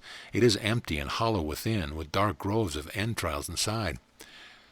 I am unable, O chief of sages, to drag my domicile of the body, just as a weak elephant is incapable of pulling another that is stuck in a muddy pit.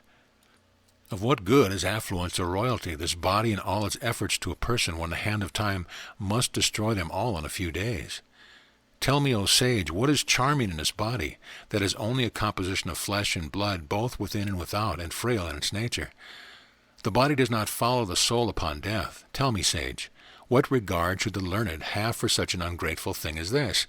It is as unsteady as the ears of an enraged elephant, and as fickle as drops of water that trickle on their tip.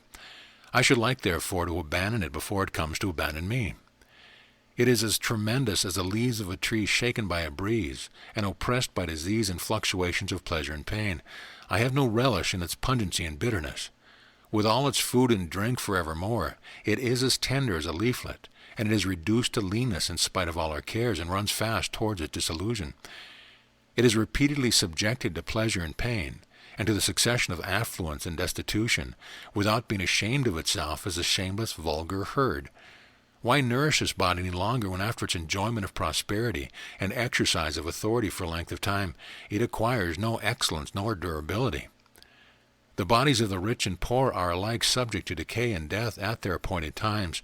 The body lies like a tortoise in the cave of greed, amidst the ocean of the world.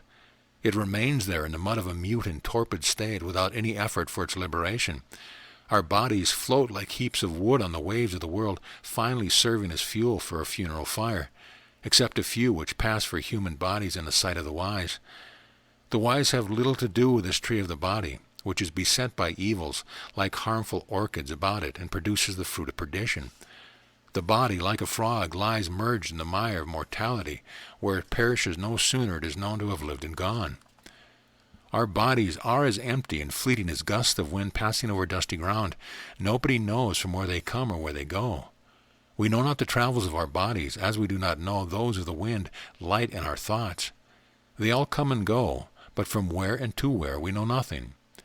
Fire and shame to them who are so giddy with the intoxication of their air that they rely on any state or durability of their bodies. They are the best of men, O sage, whose minds are at rest with the thought that their ego does not exist in their bodies, and that in the end the bodies are not theirs. Those mistaken men who have a high sense of honor and fear dishonor, but who take pleasure in the excess of their gains, are truly killers of both of their bodies and soul. We are deceived by the delusion of ego, which like a female evil spirit lies hidden within the cavity of the body with all her sorcery. Unaided, our reason is kept in bondage by the malicious fiend of false knowledge, like a slave within the prison of our bodies. It is certain that whatever we see here is unreal, and yet it is a wonder that the mass of men are led to deception by the vile body, which has injured the cause of the soul. Our bodies are as fleeting as the drops of the waterfall. They fall off in a few days like the withered leaves of trees. They are as quickly dissolved as bubbles in the ocean. Therefore, it is in vain for it to hurl about in the whirlpool of business. I have not a moment's reliance in this body, which is ever hastening to decay, and I regard its changeful delusion as a state of dreaming. Like those who have any faith in the stability of lightning, autumn clouds, and ice castles place their reliance in this body. In its instability and ability to perish, the body has outdone all other things that are doomed to destruction. It is moreover subject to my very many evils, therefore I value it as nothing like straw, and thereby I have obtained my rest. Chapter 19. Blemishes of Boyhood. Rama speaking. One receiving his birth in the unstable ocean of this world, disturbed by the waves of the turmoil of business, has to pass his boyhood in suffering alone. The attendants of infancy are lack of strength and sense, diseases, dangers, muteness, and sensual desires, joined with longings and helplessness. Childhood is chained to fretting, crying, fits of anger, craving, and every kind of incapacity, like an elephant chained to a post. The vexations that tease the infant breast are far greater than those which trouble us in youth and old age, or disturb one in disease, danger, or at the approach of death. The acts of a boy are like those of a young animal, always restless and snubbed by everyone. Hence boyhood is more intolerable than death itself. How can boyhood be pleasing to anyone, when it is a semblance of gross ignorance, full of whims and hobbies, and ever subject to improper behavior? Silly boyhood is in constant dread of dangers arising at every step from fire, water, and air, which rarely cause problems in other states of life. Children are liable to very many errors in their plays and wicked frolics, and in all their wishes and attempts beyond their capacities. Therefore, boyhood is the most dangerous stage of life. Children are engaged in false pursuits and wicked sports, and are subject to all other foolish childlessness. Hence boyhood is fit for the rod and not for rest. All faults, misconduct, transgressions, and heartaches lie hidden in boyhood, like owls in hollow caves. Shame on those ignorant and foolish people who are falsely led to imagine boyhood as the most pleasant period of life. How can boyhood appear pleasing to anyone when the mind swings like a cradle towards every object of desire, however wrong it is deemed to be in both worlds? The minds of all living beings are ever restless, but those of young people are 10 times more at unrest. The mind is naturally unsteady, and so is boyhood. Say what can save us from the state of life when both these vagrant things combine to our destruction. The glances of women, the flashes of lightning, the flame of fire, and the ever-rolling waves have all imitated the fickleness of boyhood. Minority seems to be a twin brother to the mind. They are similar in their unsteadiness and frailty of all their purpose. All kinds of miseries, misdeeds, and improper behavior await on boyhood, as all sorts of men hang upon the rich. Children are always fond of new things, and when they fail to get them, they fall to a fainting fit, as if from the effect of poison. A boy, like a dog, is as easily tamed as he is irritated at a little, and he is as glad to lie in the dust and play with dirt. A foolish, fretful boy, with his body daubed in mire, tears in his eyes, appears like a heap of dry clay soiled by a shower of rain. Children are subject to fear and voracious appetites. They are helpless, but fond of everything they have seen or heard, and equally fickle in their bodies and mind. Hence boyhood is a source of only trouble.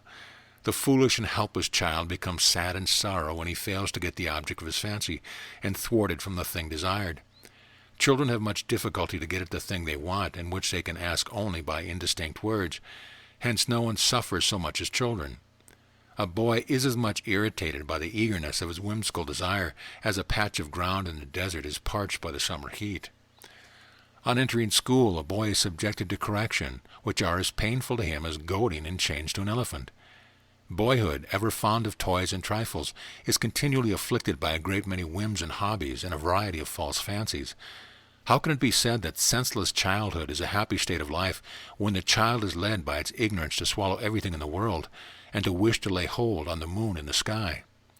Say, great sage, what difference is there between a child and a tree? Both have sensitivity, but neither is able to defend themselves from heat and cold. Children are like birds, subject to fear and hunger, and ready to fly about when impelled by them. Boyhood is the home of fear from all sides, such as from the tutor, father, mother, elder brother, and elderly children, and from everybody beside.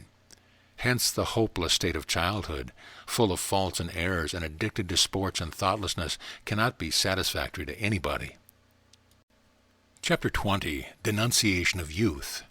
Rama continued, "The boy, having passed his state of blemishes, gladly steps into youth with hopes of gaining his objects that tend only his ruin.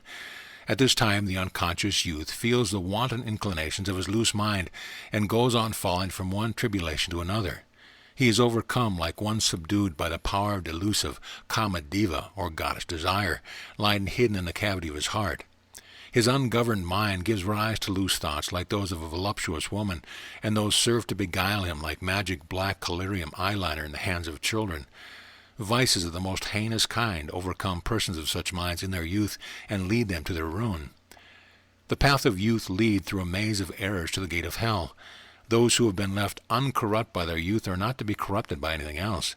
Whoever has passed the dreadfully enchanted coast of youth, filled with various flavors and wonders, is said to be truly wise. I take no delight in our unwelcome youth, which appears to us in the form of a momentary flash of lightning, soon followed by the loud roaring of the clouds of manhood. Youth, like rich wine, is sweet and delicious, but becomes bitter, insipid, and harmful in a short time. Hence it is not delectable to me. Youth appearing as a reality is found to be a false, transient thing, as deceptive as a fairy dream by night. Hence I like it not. It is the most charming of all things to men, but its charm is soon lost and fled. Therefore the magic lantern show of youth is not pleasing to me. Youth is like an arrow shot, pleasant to see but painful to feel. Hence I do not like youth that produces heat in my blood. Youth is like a harlot, charming at first sight, but soon turns heartless. Hence it is not to my liking. As the efforts of a dying man are all for his torment, so the exertion of the young are portentous of his destruction. Puberty advances like a dark night, spreading the shadow of destruction. It darkens the heart and mind by its hideous appearance, and intimates even the god Shiva himself. Errors growing in youth, upsetting good sense, and giving no value to approved good manners, cause copious mistakes in life. The raging fire in the hearts of the young, caused by separation from their mates, burns them down like trees in a wildfire. As a clear, sacred, and wide stream becomes muddy during rains, so does the mind of man, however clear, pure, and expanded it may be, gets polluted in his youth. It is possible for one to cross a river made terrible by its waves, but no way possible for him to get over the boisterous expanse of his youthful desire. Oh, how one's youth is worn out with the thoughts of his mistress, her swollen breasts, her beautiful face, and her sweet caresses. The wise regard a young man afflicted with the pain of soft desires as no better than a fragment of straw. Youth is a stake of haughty self-esteem, as the rack is for the emulation of the elephant giddy with its frontal pearl. Youth is as lamentable forest where the mind, as the root of all, gives growth to jungles of lovesick groans, sighs, and tears of sorrow. The vices of this time are like venomous snakes of the forest. Know that a person's youthful bloom resembles a blooming lotus on a lake. One is full of affections, bad desires, and evil intents, as the other is filled with bees, filaments, petals, and leaves. The new bloom of youth is the playground of anxiety and disease, which, like two birds with their black and white plumage of vice and virtue, frequent the fountain of the young man's heart. Early youth resembles a deep sea disturbed by the waves of numberless amusements, transgressing all bounds and regardless of death and disease. Youth is like a furious gust of wind overloaded with the dust of pride and vanity, which sweeps away every trace of good qualities. The rude dust of the passions of youth disfigures their faces, and the hurricane of their sensualities covers their good qualities. Youthful vigor awakens a series of faults and destroys a group of good qualities by increasing the vice of pleasure. Youthful bloom confines the fickle mind to some beautiful person, like bright moonbeams serve to trap the flitting bee in the dust of a closing lotus. Youth, like a delightful cluster of flowers growing in the garden of the human body, attracts the mind to it like a bee and makes it giddy with its sweet. The human mind, anxious to derive pleasure from the youthfulness of the body, falls into the cave of sensuality, like a deer running after the mirage of desert heat falls down into a pit. I take no delight in moon-like youth, which gilds the dark body with its beams and resembles the stern mane of the lion-like mind. It is a surge in the ocean of our lives. There is no reliance upon youth that fades away as soon as summer flowers in the desert of the body. Like a bird, youth soon flies away from our bodily cage. It is like the philosopher's stone that quickly disappears from the hands of the unfortunate. As youth advances to its highest pitch, so the feverish passions wax stronger for our destruction only. As long as the night or delusion of youth lasts, the fiends of our passion rage in the desert of the body. Pity me, O sage, in the state of youth, which is so full of agitation as to have deprived me of the sight of reason. O pity me as you would for your dying son. A foolish man who ignorantly rejoices at his transient youth is considered to be like a human beast. A foolish fellow who is fond of his youth, flushed with pride and filled with errors, soon comes to repent. Those who have safely passed over the perils of youth are great-minded men honored on earth. With ease one can cross over a wide ocean that is the horrible home of huge whales. But it is hard to pass over our youth that is so full of vices and waves of our passions. It is very rare to have a happy youth filled with humility and spent in the company of respectable men. Such youth is distinguished by feelings of sympathy and is joined with good qualities and virtues. Chapter 21. Denunciation of Women. Rama added, "What beauty is there in the body of a woman composed of nerves, bones, and joints? She is a mere statue of flesh and frame of moving machinery with her ribs and limbs. Separated from its flesh, skin, blood, and water, can you find anything beautiful in the female form that is worth beholding? Then why dote upon it? This fairy frame consisting of hair and blood cannot engage the attention of high-minded man to its blemishes. The bodies of females, so covered with clothing and repeatedly smeared with paints and perfumes, are in the end devoured by carnivorous beasts and worms. The breasts of women decorated with strings of pearl appear as charming as the pinnacles of Mount Sumuro, washed by the waters of the Ganges falling upon them. Look at these very same breasts in the end, having become a lump of food to be devoured by dogs in cemeteries and on the naked ground. There is no difference between a woman and a young elephant that lives in a jungle. Both are made of blood, flesh, and bones. Then why hunt after her? A woman is charming only for a short time. I look upon her merely as a cause of delusion. There is no difference between wine and a woman. Both tend equally to produce high-flow mirth and jollity, creating revelry and lust. Overindulgent men are like chained elephants among mankind. They will never come to sense, however goaded by the hooks of reason. Women are the flames of vice. Their black-dyed eye and hair are their smoke and soot. Though pleasing to the sight, they are as intangible as fire. They burn a man like fire consumes straw. Though they appear soft and juicy to sight, they burn from afar and are as dry as bones. They serve as fuel for the fires of hell, and they are dangerous with their charm. The woman resembles a moonlight night, veiled over by her loosened locks, and looking through her starry eyes, she shows her moonlit face amidst her flowery smiles. Her soft dalliance destroys all manly energy, and her caresses overpower the good sense of men, like the shade of night does the sleeping world. A woman is as lovely as the vine is in the flowering time. Her palms are the leaves, and her eyes are the black bees. Her breasts are like the uplifted tops of the plant. A lovely maiden is like a poisonous vine, fair as the filament of a flower, but causing inebriation and unconsciousness destructive of life. Like the snake-catcher entices the snake by his breath and brings it out of its hole, so does a woman allure a man by her meddlesome civilities and gets him under her control. Sexual desire, like a huntsman, has spread his nets in the form of woman for the purpose of ensnaring deluded men like silly birds. The mind of man, though as fierce as that of a furious element, is tied fast by the chains of love to the fulcrum of woman, just as an elephant is fastened to the post where he remains dull and dumb forever. Human life is like a pool in which the mind moves about in mud and mire. Here it is caught by the bait of woman, and dragged along by the thread of its impure desires. The beautiful-eyed maiden is a bondage to man, and the stable is to the horse, the fastening post to the elephant, and as spells are the snakes. This wonderful world, with all its delights and enjoyments, began with woman, and depends on woman for its continuance. A woman is a casket full of all gems of vice. She is the cause of our change to everlasting misery, and she is of no use to me. What shall I do with her breast, her eyes, her loins, her eyebrows, the substance of which is only flesh, and which therefore is altogether unsubstantial? Here and there, O Brahman, her flesh and blood and bones undergo a change for the worse in the course of a few days. Sage, you can see those dearly beloved mistresses, so much fondled by foolish men, lying at last in the cemetery, their body parts all mangled and falling off. O Brahman, those dear love objects, the faces of maidens so fondly decorated by their lovers with paints and pastes, are at last to be burned on the piles. Their braided hairs hang like fly whisks on the cemetery trees, and after a few days their whitened bones are strewn about like shining stars. Behold their blood sucked in by the dust of the earth, voracious beasts and worms feeding upon their flesh, jackals tearing their skin, and their vital air dispersed in a vacuum. This is the state to which the members of the female body must shortly come to pass. You say all existence is delusion. Therefore tell me, why do you allow yourself to fall into error? A woman is nothing but a form composed of the 5 elements, so why should intelligent men be fondly attached to her?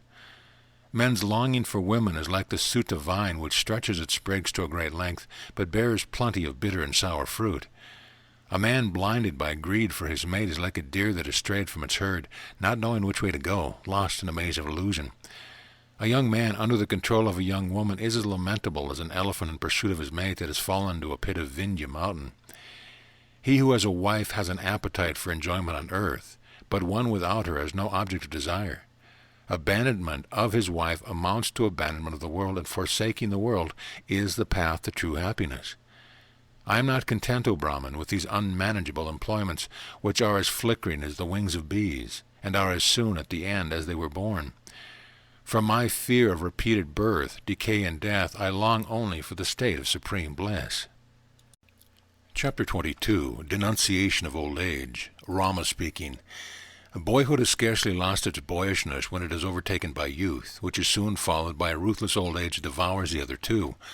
Old age withers a body like a frost freezing a lake of lilies. It drives away the beauty of the body like a storm does autumn clouds. It pulls down the body like a current carries away a tree from the bank. An old man with his limbs slackened and worn out by age, his body weakened by infirmity, is treated by woman as a useless beast. Old age drives away a man's good sense, just like a stepmother drives away a good wife. A man in tottering old age is ridiculed as an imbecile by his own sons and servants, and even by his wife, friends, and relations. When their appearances grow uncouth and their bodies become helpless and devoid of all manly qualities and power, then insatiable greed alights on the heads of the aged, like a greedy vulture. Appetite, the constant companion of my youth, is thriving along with my age, accompanied with her evils of indigence and heart-burning cares and restlessness. Ah me, what must I do to remove my present and future pain? This fear increases with old age and finds no remedy. What am I that I am brought to this extremity of senselessness? What can I do in this state? I must remain dumb and silent. Given these reflections, there is an increased sense of helplessness in old age. How and when and what shall I eat, and what is sweet to taste? These are the thoughts that trouble the mind when old age comes. There is an insatiable desire for enjoyment, but the power to enjoy them is lacking. It is lack of strength which afflicts the heart in old age. Hoary old age sits and shrieks like a heron on the top of the tree of his body, which is infested within by the serpents of sickness. As the grave owl, the bird of night, appears unexpectedly to our sight, as the evening shades cover the landscape, so the solemn appearance of death overtakes us in the eve of our life. As darkness prevails over the world in the evening, so death overtakes the body at the eve of the life. Death overtakes a man in his hoary old age, just like a monkey alights on a tree covered with pearly flowers. Even a deserted city, a leafless tree, and parched-up land may present a fair aspect, but never does the body look well that is pulled down by hoary age. Old age, with its whooping cough, lays hold of a man, just as a vulture seizes its prey with loud shrieks in order to devour it. As a girl eagerly lays hold of a lotus flower whenever she sees one, then plucks it from its stalk and tears it to pieces, so does old age overtake a person's body and break it down at last. As the chill blast of winter shakes a tree and covers its leaves with dust, so does old age seize the body with a tremor and fill all its limbs with the rust of disease. The body overtaken by old age becomes as pale as battered as a lotus flower beaten by frost becomes withered and shattered. As moonbeams contribute to the growth of komuda flowers on the top of mountains, so does old age produce gray hairs resembling cassia flowers on the heads of men, with inward phlegm and gout. Death, the lord of all beings, views the gray head of a man as a ripe pumpkin seasoned with the salt of old age and devours it with zest. As the Ganges upsets a neighboring tree by its rapid course, so old age destroys the body as the current of our life runs fast to decay. Old age preys on the flesh of the human body, and takes as much delight in devouring its youthful bloom as a cat does feeding on a mouse. Decrepitude raises its ominous hoarse sound of a hiccup in the body, like a jackal sending forth her hideous cry in the forest. Old age is an inner flame that consumes a living body like a wet log of wood, which thereupon emits its hissing sounds of hiccough and cough and breathing, and sends up the gloomy fumes of sorrow and sigh. The body, like a flowering vine, bends down under the pressure of age, turns to gray like the fading leaves of a plant, and becomes as lean and thin as a plant after its flowering time is over. Like an infuriated elephant that can uproot a white plantain tree in a moment, so does old age destroy the body that becomes as white as camphor all over. Senility, old sage, is as a standard bearer of the king of death, flapping his fly whisks of gray hair before him, and bringing an army of disease and trouble in his train. The monster of old age will even overcome those who are never defeated in wars by their enemies, and those who hide themselves in the inaccessible caverns of mountains. As infants cannot play in a room that has become cold with snow, so the senses can have no play in a body stricken with age. Old age, like a juggling girl, struts on 3 legs at the sound of coughing and whiffing, beating like a kettle drum on both sides. The tuft of gray hairs on the head of an aged body represents a fly whisk fastened to the top of a handle of white sandalwood that serves to welcome the despot of death. As hoary age makes his advance like moonlight over the body, he calls forth hidden death to come out of it, as moonlight makes water lilies unfold their buds. Again, as the whitewash of old age whitens the outer body, so debility, disease, and dangers become its inmates in the inner apartment. The extinction of being is preceded by old age. Therefore, I, as a man of little understanding, can have no reliance in old age, though extolled by some. What then is the good of this miserable life which lives subject to old age? Senility is irresistible in this world, and it defiles all effort to avoid or overcome it. Chapter 23. The Vicissitudes of Time. Rama speaking. By their much idle talk, ever-doubting skepticism and schisms, men of little understanding are found to fall into grave errors in this pit of the world. Good people can have no more confidence in the network of their ribs than little children like fruit reflected in a mirror. Time is a rat that gnaws off the threads of all thoughts that men may entertain about the contemptible pleasure of this world. There is nothing in this world which the all-devouring time will spare. He devours all things like an undersea fire consumes the overflowing sea. Time is the sovereign lord of all and equally terrible all things. He is ever ready to devour all visible things. Time is master of all, spares not even the greatest of us for a moment. He swallows the universe within himself, whence he is known as the universal soul. Time pervades all things, but has no perceptible feature of his own, except that he is imperfectly known by the names of years, ages, and millennia, or kalpas. All that was fair and good and as great as Mount Muru has gone down in the womb of eternity, like snakes gorged by the greedy Garuda. There was no one ever so unkind, hard-hearted, cruel, harsh, or miserly, whom time has not devoured. Time is ever greedy, even though he devours mountains. This great gourmand is not satisfied with gorging himself with everything in all the worlds. Time, like an actor, plays many parts on the stage of the world. He abstracts and kills, produces and devours, and at last destroys everything. Time is constantly picking up the seeds of all four kinds of living beings from this unreal world, like a parrot picks up ripened fruit from under the cracked shell of a pomegranate and nibbles at its seed. Time uproots all proud living beings in this world, like a wild elephant uses its tusk to pull up the trees of the forest. This creation of God is like a forest having Brahma for its foundation, and its trees full of the great fruits of gods. Time commands this creation throughout its length and breadth. Time glides along constantly as a creeping plant, its parts composed of years and ages, and the dark nights like black bees chasing after them. Time, O sage, is the subtlest of all things. It is divided, though indivisible. It is consumed, though incombustible. It is perceived, though imperceptible in its nature. Time, like the mind, is strong enough to create and demolish anything in a thrice, and its province is equally extensive.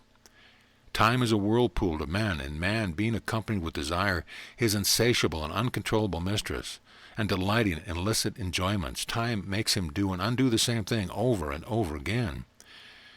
Time is prompted by his rapacity to appropriate everything for himself, from the meanest straw, dust, leaves, and worms to the greatest Indra and Mount Muru itself.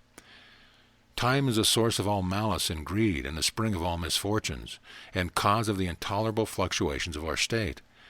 As children play with balls in the playground, so does time play with his two balls of the sun and moon in his arena of the sky. Upon the end of a kalpa age, time will dance about with the bones of the dead hanging like a long chain from his neck to his feet. At the end of a kalpa age, the gale of desolation rising from the body of this world-destroyer causes the fragments of Mount Muru to fly about in the air, like the rinds of a bojada tree. Time then assumes this terrific form of fire to dissolve the world in empty space, and the gods Brahma and Indra and all others cease to exist. As the sea shows himself in a continued series of waves rising and falling one after another, so it is time that creates and dissolves the world, and appears to rise and fall with the rotation of days and nights. At the end of the world, time plucks the gods and demigods from their great tree of existence like ripe fruit. Time resembles a large sacred fig tree, studded all the worlds with its fruit, resonant with the noise of living beings like the hissing of gnats. Time, accompanied by actions of the mate, entertains himself in the garden of the world, blossoming with the moonbeams of the divine spirit. As the high and huge rock supports its body upon the earth, so does time rest itself in endless and interminable eternity. Time assumes to himself various colors of black, white, and red, at night, day, and midday, which serve for his vestures. As the earth supports the great hills that are fixed upon it, so time supports all the innumerable, ponderous worlds that constitute the universe. Hundreds of great kalpa ages may pass away, yet there is nothing that can move eternity to pity or concern, or stop or expedite his course. It neither sets nor rises. Time is never proud to think that it is he who, without the least sense of pain or labor, brings this world into play and makes it exist. Time is like a reservoir in which the nights are mud, the days lotuses, and the clouds bees. As a covetous man with worn-out broomstick in hand sweeps over a mountain to gather particles of gold strewn over it, so does time, with a sweeping course of days and nights, collect all living beings in the world in one mass of the dead. As a miserly man trims the lights of a lantern with his own fingers in order to look for his stores in each corner of his room, so does time light the lamps of the sun and moon to look for living beings in every nook and corner of the world. As one ripens raw fruit in the sun and fire in order to devour them, so does time ripen men by their sun and fire worship to bring them under his jaws at last. The world is as dilapidated a cottage, and men are part of the rare gems in it. Time hides them in the casket of his belly, as a miser keeps his treasure in a coffer. Good men are like a garland of gems, which time puts on his head for a time with fondness, and then tears and tramples it down. Strings of days, nights, and stars, resembling beads and bracelets of white and black lotuses, are continually turning around the arm of time. Time looks upon the world like the carcass of a ram, with its mountains, sea, sky, and earth as its four horns, and the stars as its drops of blood which it drinks day by day. Time destroys youth as the moon shuts the petal of the lotus. It destroys life like the lion kills the elephant. There is nothing so insignificant that time does not steal. After sporting for a kalpa period in the act of killing and crushing of all living beings, time comes to lose its own existence and becomes extinct in the eternity of the spirit of spirits. After a short rest and respite, time reappears as the creator, preserver, and destroyer of all who remembers all. He shows the shape of all things, whether good or bad, keeping his own nature beyond the knowledge of all.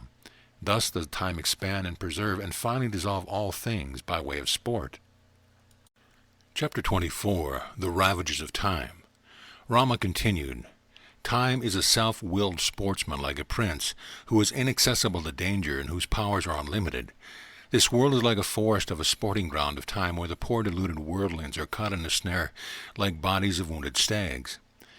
The ocean of universal deluge is merely a pleasure pond for time, and its undersea fires bursting there are merely lotus flowers.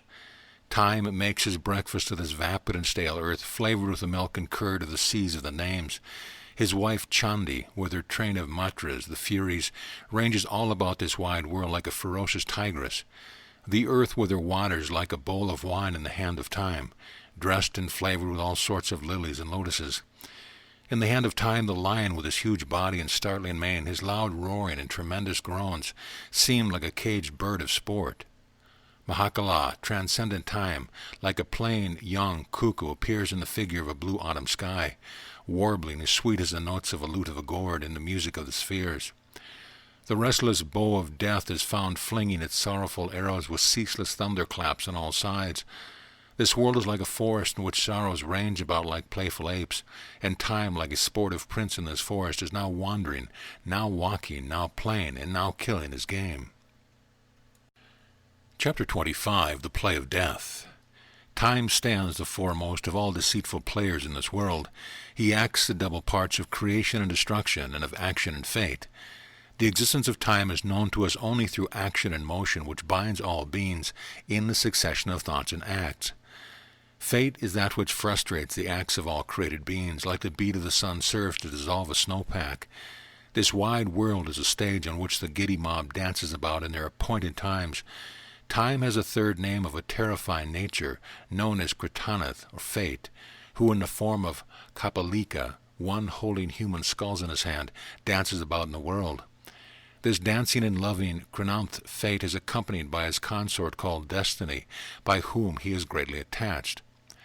Time as Shiva wears on his bosom of the world the triple white and holy thread composed of the serpent name, Anatta, infinite, and the Ganges river, and on his forehead the digit of the moon, that is the zodiacal belt, the Milky Way, and the lunar astrological division and phases. The sun and the moon are the golden armlets of time, who holds the mundane world in his palm like the paltry plaything of a flower bouquet. The sky with its stars appear like a garment with colored spots. The clouds called Pushkara and Arvarta are like the skirts of that garment, washed by time in the waters of the universal deluge. Before him his beloved Destiny, with all her arts, forever dances to beguile the living who are fond of worldly enjoyment. People hurry up and down to witness the dance of Destiny, whose unrestrained motion keeps them at work and causes their repeated birth and death. People of all worlds are studded like ornaments about her person, and the sky stretching from the heavens of gods to the infernal region serves for the veil of her head. Her feet are planted in the infernal regions, and the hell pits ring at her feet like trinkets, tied by a string of evil deeds and sins. The god Chitragupa has painted her from head to foot with ornamental marks prepared by her attendants, and perfumed with the essence of those deeds. She dances and reels at the nod of her husband at the end of the kalpas, and makes the mountains crack and crash at her footfalls. Behind her dance the peacocks of the god Kamura, and Kala, the god of death, starring with his 3 wide open eyes, utters his hideous cries of destruction. Death dances about in the form of the five-headed Hara, the destroyer Shiva, with the loosened braids of hair upon him, while Destiny, in the form of Gauri, Shiva's consort, her locks adorned with mandara flowers, keeps her pace with him. In her war dance, this Destiny bears a large gourd representing her big belly, and her body is adorned with hundreds of hollow human skulls, jingling like the alm pot of Kapali mendicants. She has filled the sky with the emaciated skeleton of her body and her terrible destructive figure. The various shapes of skulls of the dead adorn her body like a beautiful garland of lotuses. They sway to and fro during her dance at the end of the Kalpa age. The horrible roaring of the giddy clouds Pushkara and Avarta at the end of the Kalpa serves to represent the beating of a Damura drum, and puts to flight the heavenly choir of Dambura. As Death dances along, the moon appears like his earring, and the moonbeams and stars appear like his crest made of peacock's feather. The snow-capped Himalayas appear like a crown of bones in the upper loop of his right ear, and Mount Mira as a golden ring in his left. Under their lobes are suspended the moon and the sun like pendant earrings glistening over their cheeks. The mountain ranges called Lakaloka are fastened like chains around his waist. Lightning bolts are the bracelets and armlets of Destiny, which move to and fro as she dances along. The clouds are her dressing gown that fly about her in the air. Death is furnished with many weapons, like clubs, axes, missiles, spears, shovels, mallets, and sharp swords, all of which are sure weapons of destruction. Mundane enjoyments are no other than long ropes dropped down by the hand of Death that keep all mankind fast-bound to the world. He wears the great thread of infinity, Anatta, as his wreath of flowers. Death wears the seven oceans as bracelet belts, bracelets resplendent with the living sea animals and the bright gems contained in their depth. The great vortices of customs, the succession of joy and grief, the excess of pride and the darkness of passions, form the streaks of hair on his body. After the end of the world he ceases to dance, and creates anew all things, from the lowest animal that lives on the earth to the highest Brahma and Shiva. By turns, Destiny, as an actress, acts her parts of creation and destruction, diversified by scenes of old age, sorrow, and misery. Time repeatedly creates the worlds in their woods, with the different abodes and localities teeming with population. He forms the movable and immovable substances, establishes customs, and again dissolves them, as children make their dolls of clay and break them soon afterwards. Chapter 26. The Acts of Destiny. Rama said, "Such being the all-destructive conduct of time and others, what confidence, O great sage, can men like me have in them? We all remain here as slaves sold to fate and destiny, and we are deceived by their allurements as beasts of the forest. This fate, whose conduct is so very inhuman, is ever eager to devour all beings. He is constantly throwing men into the sea of troubles. He is moved by his malicious attempts to inflame minds with excessive desires, as the fire raises its flames to burn down a house. Destiny, the faithful and obedient wife of fate, is naturally fickle on account of her being a female. She is always bent on mischief and disturbing patience. As the heinous serpent feeds upon the air, so does cruel death ever swallow the living. He ripens the body with old age to create his zest, and then devours all animals warm with life. Death is called a relentless tyrant, having no pity even for the sick and weak, nor any regard for anyone in any state of life. Every one in this world is fond of affluence and pleasure, not knowing that these are only calculated to lead him to his ruin.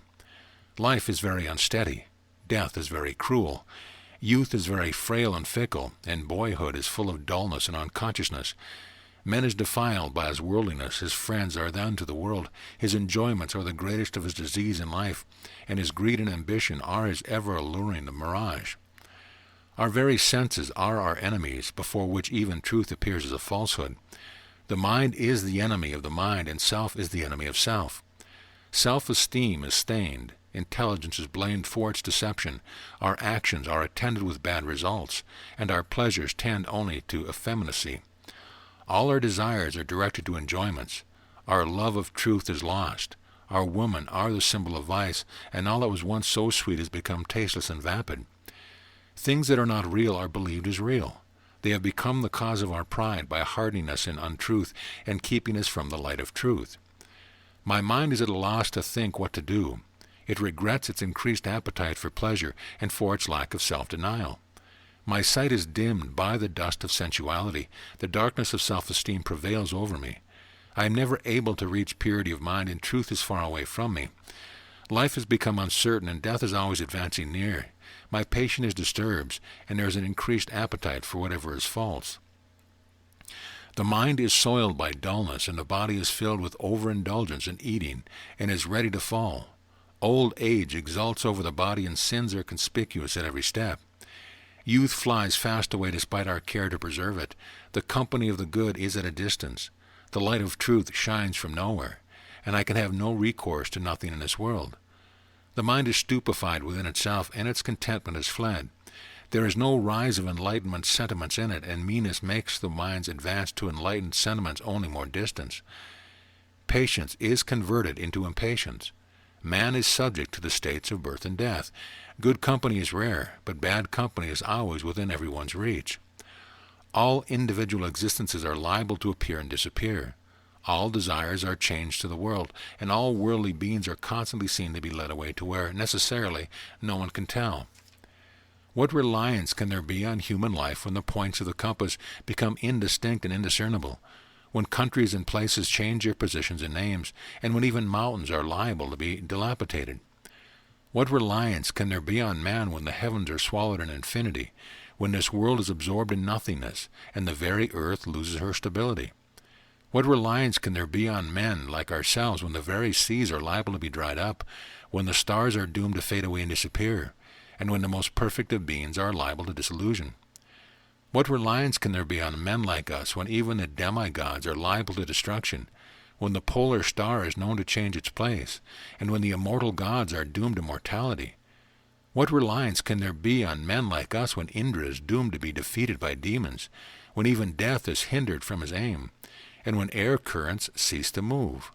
What reliance can there be on men like us when the very moon is to vanish with the sky, when the very sun is to be split into pieces, and when fire itself is to become frigid cold? What reliance can there be on men like us when the very gods Hari and Brahma are to be absorbed into the Great One, and when Shiva himself is to be no more? What reliance can there be on men like us when the duration of time comes to be counted, when destiny is destined to her final destiny, and when all emptiness loses itself in infinity? That which is inaudible, unspeakable, invisible, and unknowable in its real form displays to us these wonderful worlds by some fallacy. No one conscious of himself can disown his subjection to that. Being that dwells in the hearts of every one, this Sun, the Lord of worlds, is compelled to run over hills, rocks, and fields, like an inert piece of stone, hurled down from a mountain and carried away by a current stream. This globe of earth, the seat of all the suras and asuras, and surrounded by a luminous sphere, like a walnut is covered by its hard shell, exists under his command. The gods in the heavens, the men on earth, and the serpents in the netherworld are brought into existence and led to decay by his will only. Kamadeva, who is arbitrarily powerful and has forcibly overpowered the entire living world, derives his unconquerable might from the Lord of the worlds. As the heated elephant regales the air with his spirit as flowing, so does the spring perfume the air with its profusion of flowers, unsettling the minds of men. So are the loose glances of loving maidens directed to inflict deep wounds in the heart of man, which his best efforts are unable to heal. One whose best endeavor is always to do good to others, and who feels for others' sorrows, is really intelligent and happy under the influence of his cool judgment. Who can count the number of beings resembling the waves of the ocean, and on whom death has been darting the undersea fire of destruction? All mankind is deluded to entrap themselves in a snare of greed, and to be afflicted with all evils in life, as a deer entangled in the thickets of a jungle. The duration of a human life in this world is being decreased in each generation in proportion to the increase of wicked acts. The desire of pleasure is as vain as the expectation of reaping fruit from a vine growing in the sky. Yet I know not why men of reason would not understand this truth. This is a day of festivity, a season of joy and a time of procession. Here are our friends, here are the pleasures, and here are a variety of our entertainment. Thus do men of vacant minds amuse themselves with weaving the web of their desire until they become extinct. Chapter 27. The Vanity of the World. Rama said, O sage, this seemingly pleasing but actually unpleasant world has nothing in it that produces anything that can afford tranquility to the soul. After playful boyhood is over, the mind wastes itself in a society of women like a deer fallen into a pit. Then the body bends down under old age, and man has only to grieve. As the body is stricken with the frost of old age, its beauty flies away like the bloom of a fading lotus flower, and then the fountain of man's worldliness dries up. As the body declines, death rejoices. The body grows lean with gray hairs upon the head, just as a vine fades away with flowers upon it. All living creatures are carried away by the stream of greed that flows forever in this world, eroding its bank and upsetting the trees of contentment growing on it. The human body is like a vessel covered with skin, floating on the ocean of the world, tossed about by sensual pleasures, swamped by water pressured with its whale-like passions. The world is a wilderness abounding in vines of greed and trees of sensuality, with hundreds of desires as their branches. Our minds are like monkeys that pass their time wandering about this forest without finding fruit. Those who do not yield to grief during troubles, who are not elated with prosperity or smitten at heart by women, are rare in this world. Those who fight boldly in battlefields and withstand war elephants are not so very brave, in my opinion, as those who withstand the surges of the mind amidst the streams of carnal appetites. I see no deeds in the world that endure to the final liberation of men. Actions proceeding from a fool's desire for results serve only for their restlessness on earth. Men who have filled the corners of the world with their fame and valor, who have filled their houses with true riches acquired by honest means and an unwavering patience, are rare in the world. Good and bad fortune always overtake a man, even if he hides in the cracks of a rock or in the walls of a mountain, and even if he were enclosed within an iron closet. Our sons and riches are mere objects of delight to us. To expect them to be of any good to us in the end is as false as to expect any benefit from distilling poison. Old people in the decline of life, their bodies in pitiful decay, are greatly tormented by the thoughts of their bad deeds. Men, having passed on their earthly days in the gratification of their desires and other worldly pursuits at the expense of the acts and virtue of piety, are much troubled with anxieties at the end. Their minds are seized with trembling like the breeze shakes the plumage of a peacock. How then can a man attain tranquility at any time? To the worldly minded, all wealth, whether forthcoming or unattainable, whether gotten by labor or given by fortune, is as deceitful as the flooding of a river, swelling only to subside. The constant thoughts of men are that such and such desirable acts are to be done to please their sons and wives, until they are worn out with age and become crazy in their minds. Like leaves on trees that grow to fall, and falling makes room for others to shoot forth, men devoid of reason die away daily to be born again. Men, having traveled here and there and far and near, at the end of the day return to their homes. But none can have rest by day or night except the virtuous few who live by honest dealings. After quelling his enemies and getting enough riches in his clutches, a rich man just sits down to enjoy his gain, and death comes up upon him to interrupt his joy. The infatuated mob seize the vile trash of worldly gains earned and accumulated by the basest means to be transitory, but they do not perceive their approaching disillusion.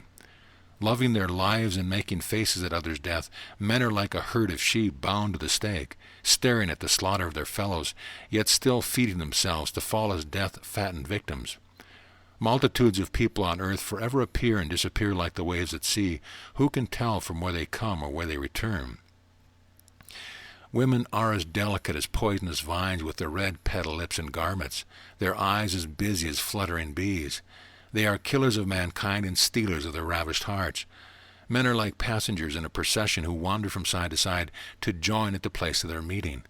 Such is the delusive union of our wives and friends. As the burning and extinguishing of the lamp depend on the wick and its moistening oil, so does our course in this transitory world depend on our act and affections. Nobody knows the true cause of this mysterious existence. The revolution of the world is like a potter's wheel on the floating bubbles of rainwater. They appear lasting only to the ignorant observer. The blooming beauty and graces of youth are destined to be snatched away at the approach of old age. The youthful hopes of men fly away like the blooms of lotus buds in winter. The tree ordained to be useful to mankind by the loads of flowers and fruit that it produces, in the end is also fated to be hewn down by a cruel axe. How then can good men expect to avoid the cruel hand of death? Society with relatives is as dangerous as a poisonous plant. It is pleasant for its domestic affections, which in reality are only delusions of the soul. What is there in the world without fault in it? What is there that does not afflict or grieve us? What is born that is not subject to death? What acts are free from deceit? Those living from one kalpa eon are reckoned short-lived as compared with those living for many kalpa eons, and they again are short-lived compared to Brahma. Hence all the parts of time are finite, and the ideas of length or shortness are all false. Things called mountains are made of rocks. Those called trees are made of wood, and those made of flesh are called animals, and man is the best of them. But they are all made of matter and doomed to death and decay. Many things appear to be endowed with intelligence, and the heavenly bodies seem to be full of water. But physicians have found out by analysis that everything is made up of minute matter.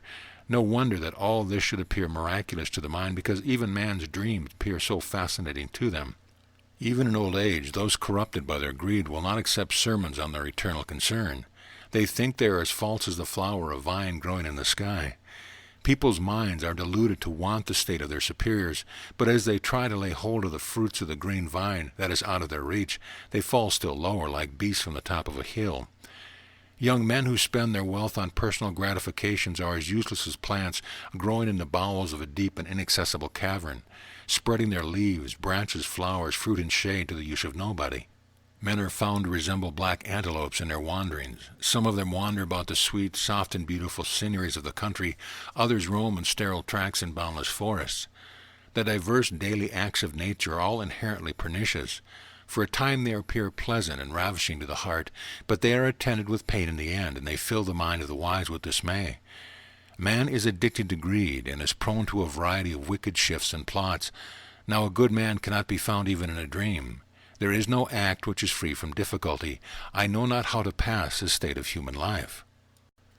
Chapter 28, Mutability of the World. Rama said, whatever we see in the world, living or inert, are all as impermanent as things seen in a dream.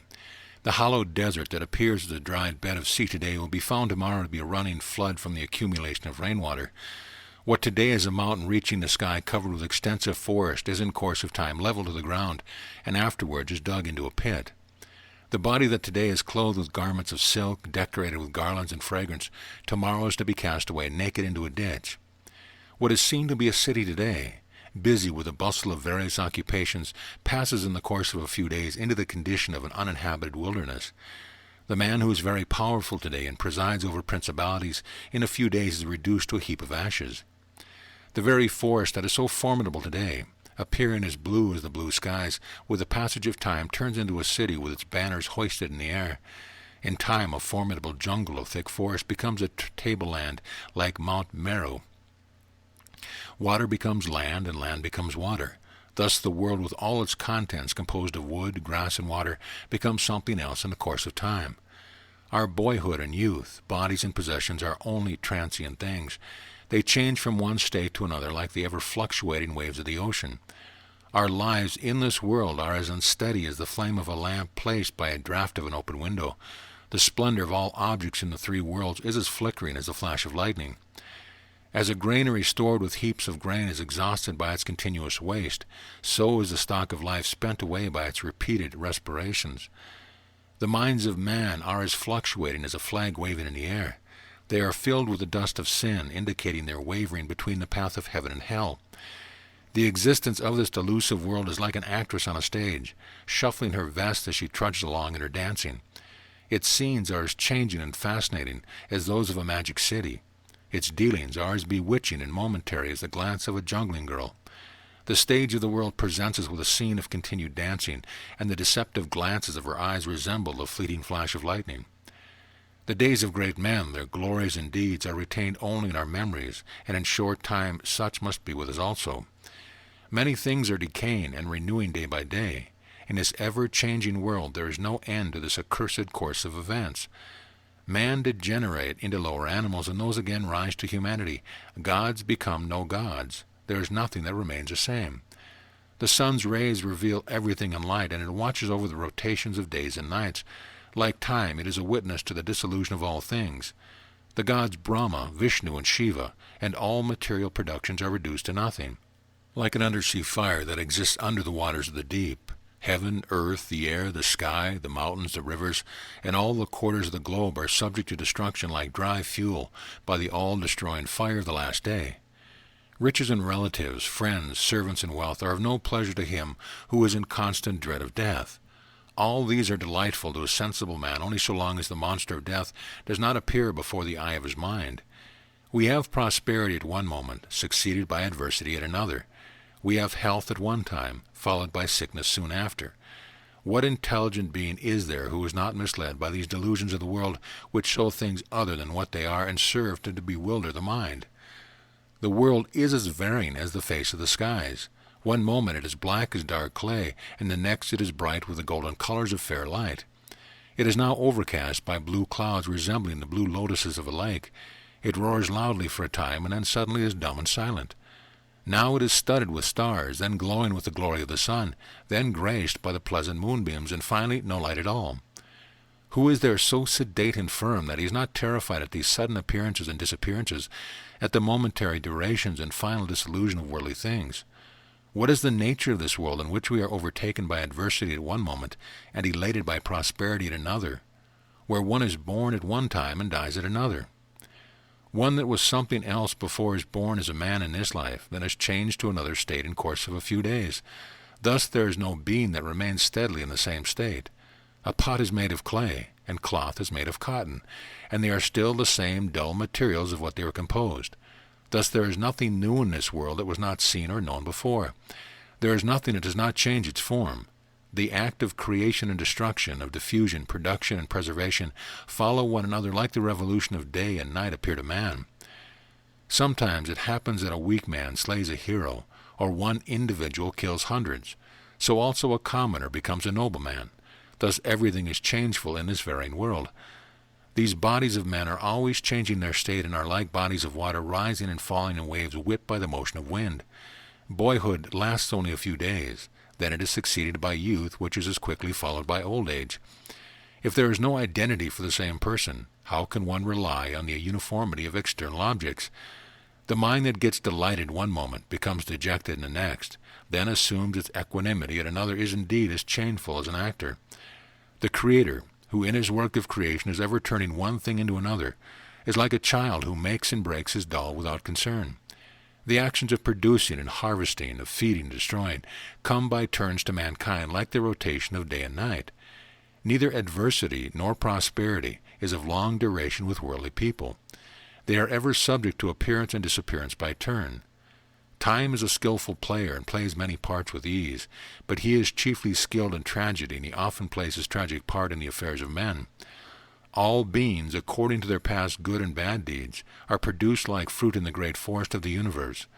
Time, like a gust of wind, blasts them day by day before their maturity.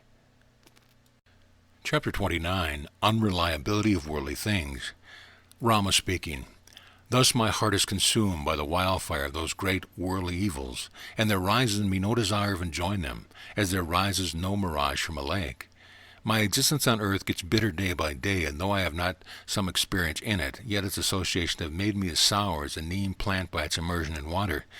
I see wickedness on the increase and righteousness on the decline in the mind of man, which like the sour karanda crab fruit becomes more sour every day. Every day I see honor being eaten up by men arguing with each other, using harsh words as they crack nuts with their teeth. Equally prejudicial to our welfare is too much eagerness for royalty and worldly enjoyment. We lose our future prospects by the former, and our present happiness by the latter. I take no delight in my gardens, nor have any pleasure in women. I feel no joy at the prospect of riches, but I enjoy solace in my own heart and mind. Frail are the pleasures of the world, and greed is altogether intolerable. The bustle of business has broken down my heart, and I know not where to find tranquillity. Neither do I praise death or love my life. I remain as I do, devoid of all anxiety and care. What do I have to do with a kingdom and all its enjoyment? Of what avail are riches to me, and what is the end of all exertion? All these are only the requirement of self-love, from which I am entirely free. The chain of birth is a bond that binds all men by its strong knots of the senses. The best of men are those striving to break loose from this bondage for their liberation. These haughty maidens, whom the gods of love employ to ravage the hearts of men, resemble a group of elephants trampling the lotus bed under their feet. Curing the mind with pure reason is neglected in youth. Afterwards, with age, the mind is hard to heal and admits of no cure. The worldliness of man is his true poison, while real poison is no poison to him. It is the poison of worldliness that destroys his future life, while real poison is the only locally injurious to him. Neither pleasure nor pain, nor friends nor relatives, not even life and death can bind a mind that has received the light of truth. O Brahman, the best of the learned, teach me the art of the mysteries of past and future. Teach me so that I may soon become like one devoid of grief and fear and worldly troubles, so that I may have the light of truth beaming upon me. The forest of ignorance is laid over with a snare of desire. It is full of the thorns of misery, and it is the dreadful seat of destruction and the danger of repeated birth. I would suffer myself to be put under the jaws of death, with his rows of saw-like teeth, but I cannot bear the deadly pains of worldly cares and anxieties. It is a gloomy error in this world to think, I have this and have not the other. It serves to toss our minds about like a gust of wind disperses dust. It is a thread of greed that links together all living beings like a garland of pearls. The mind serves to twirl this chain, but pure consciousness sits quietly observing its rotation. I, who am devoid of desires, would like to break this ornament chain of worldliness that hangs about me like a deadly serpent, like a lion tears apart a net. O most learned sage, scatter the mist that has clouded the forest of my heart. By the light of true knowledge, scatter the darkness that has overcast my mind. There are no anxieties, O sage, which cannot be put to an end by the company of good-minded men. The darkness of night is dispelled by moonbeams. Life is as fickle as a drop of water in a mass of clouds blown by the wind. Our enjoyments are as unsteady as lightning flashes in the cloud. The pleasures of youth are as slippery as water. With these reflections in my mind, I have subdued them all under the province of peace and tranquility. Chapter 30. Self-Disparagement. Rama speaking. Seeing the world swallowed up in the abyss of hundreds of rising dangers and difficulties, my mind is immersed in a mire of anxieties. My mind wanders everywhere, and I am struck with fear at everything. My limbs shake with fear like the leaves of a withered tree.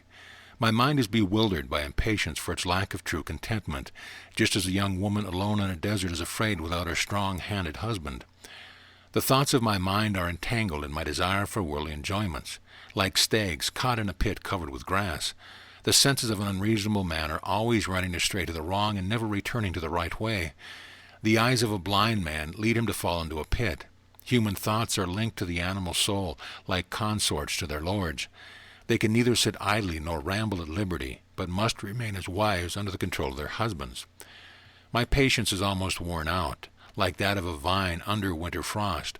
It is decayed and neither lives nor perishes at once. Our minds are partly settled on worldly things and partly fixed on their giver. This divided state of mind is called its half-waking condition. My mind is in a state of suspense, being unable to ascertain the real nature of my soul. I am like one in the dark who sees a tree stump in the distance and is deceived to think it is a human figure. Our minds are naturally fickle and wandering all about the earth. They cannot forsake their restlessness, as the vital airs cannot exist without being in motion. Tell me, O sage, what state of life is dignified above others, is not associated with troubles, is unqualified by the condition of humanity, is apart from error, and which grief is unknown? How have Janak and other good men, conspicuous for their ceremonious acts and distinguished for their good conduct, acquired their excellence?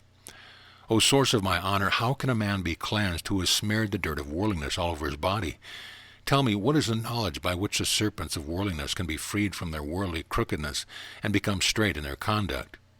Tell me how the foulness of my heart, soiled by error and tainted with evil, like a lake disturbed by elephants and polluted with dirt, can regain its clarity. How is it possible for someone engaged in worldly affairs to be untainted with its blemishes and remain as pure and intact as a drop of water on a lotus leaf? How can one attain excellence by dealing with others as with himself, and regarding others' property to be like that straw and remaining aloof from love? Who is that great man that has crossed the great ocean of the world, whose exemplary conduct exempts one from misery? What is the best of things that ought to be pursued, and what fruit is worth obtaining? Which is the best course of life in this inconsistent world? Tell me how I can have knowledge of past and future events of the world, and the nature of the unsteady works of its Creator. Do so that my mind, which is like the moon in the sky of my heart, may be cleared of its impurity. Tell me what is most delectable to the mind, and what is the most abominable, and who of this fickle and inconsistent mind may become fixed like a rock. Tell me, what is that holy charm that can remove this choleric pain of worldliness attended with numberless troubles? Tell me, how can I entertain the blossoms of the tree of heavenly happiness within my heart that sheds the coolness of full moonbeams? O you good men who are present here and learned in divine knowledge, teach me so that I may obtain the fullness of my heart, and may not come to grief and sorrow any more. My mind is devoid of that tranquility which results chiefly from holy happiness. My mind is perplexed with endless doubts that disturb my peace like dogs molest smaller animals in the desert. Chapter 31. Rama's Questions. Rama said, I have no trust in the durability of life, which is as transient as a drop of water on the edge of a shaking leaf on a lofty tree, and as short as the cusp of the moon on Shiva's forehead. I have no faith in the durability of life, which is transient as the swelling in the pouch of a frog as it croaks in the meadow. Nor do I have any trust in the company of friends, which is as dangerous as the treacherous trap of hunters. What can we do under the misty cloud of air that raise our tempestuous desires, flashing forth in lightning bolts of ambition, and bursting out in a thunderclap of selfishness? How shall we save ourselves from the temptation of our desires that dance around us like peacocks? How shall we save ourselves from the bustle of the world that breaks into on us thickly as the blossom of a carucci plant? How can we fly from the clutches of cruel fate, who like a cat in the twinkling of an eye suddenly springs upon its prey and kills the living as if they were poor mice? To what expedient, what course, what reflection, and what refuge must we have recourse in order to avoid the unknown tracks of future lives? There is nothing so trifling in this earth below or in the heavens above, which you gifted men cannot raise to consequence.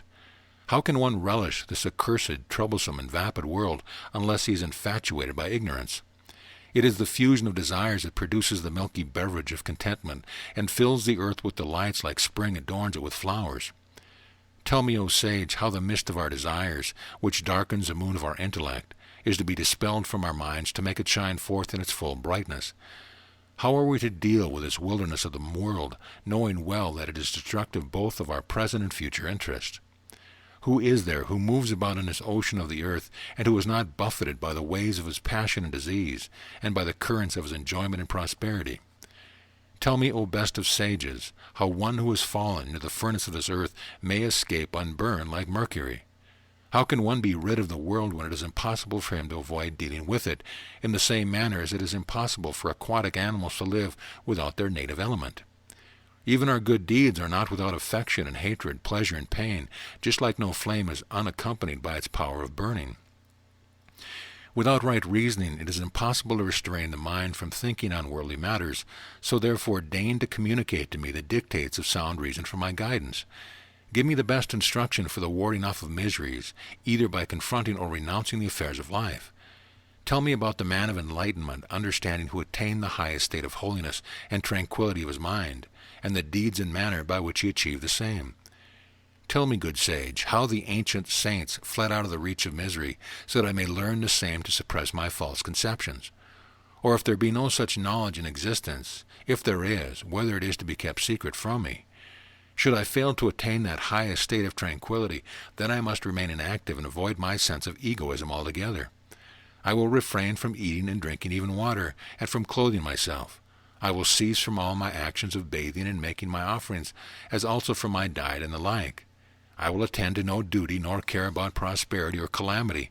I will be free from all desire except that of the abandonment of this body. I must remain aloof from all fears, sympathies, selfish feelings, and emulation, and continue to sit quietly as a figure in a painting. I will gradually do away with the inspiration and respiration of my breath and outward sensations until I part with this trifle, the seat of all troubles, this so-called body. I do not belong to this body, nor does it belong to me, nor is anything else mine. I shall be null and void like a lamp without oil, and abandon everything to do with this body. Valmiki said, Then Rama, who was as lovely as the moon and whose mind was well filled with reasoning, became silent before the assemblage of eminent men, like a peacock in awe, ceasing his screaming before gathering clouds. Chapter 32. Praise for Rama's Speech. Valmiki said, When Prince Rama concluded his speech, calculated to remove all ignorance from the mind, all men in the assembly had their eyes beaming with wonder. The hairs on their bodies stood erect and pierced through their garments, as if wishing to hear the speech. For a moment, after their stoic detachment and in their eagerness, the assembly seemed to have lost their worldly desires and be rolling in a sea of nectar. The audience remained motionless, like figures in a painting, enraptured with internal delight, having heard the sweet words of fortunate Rama. There were Vasistha and Vishwamitra with other sages, and Prime Minister Jayanta and other royal counselors then seated in the assembly.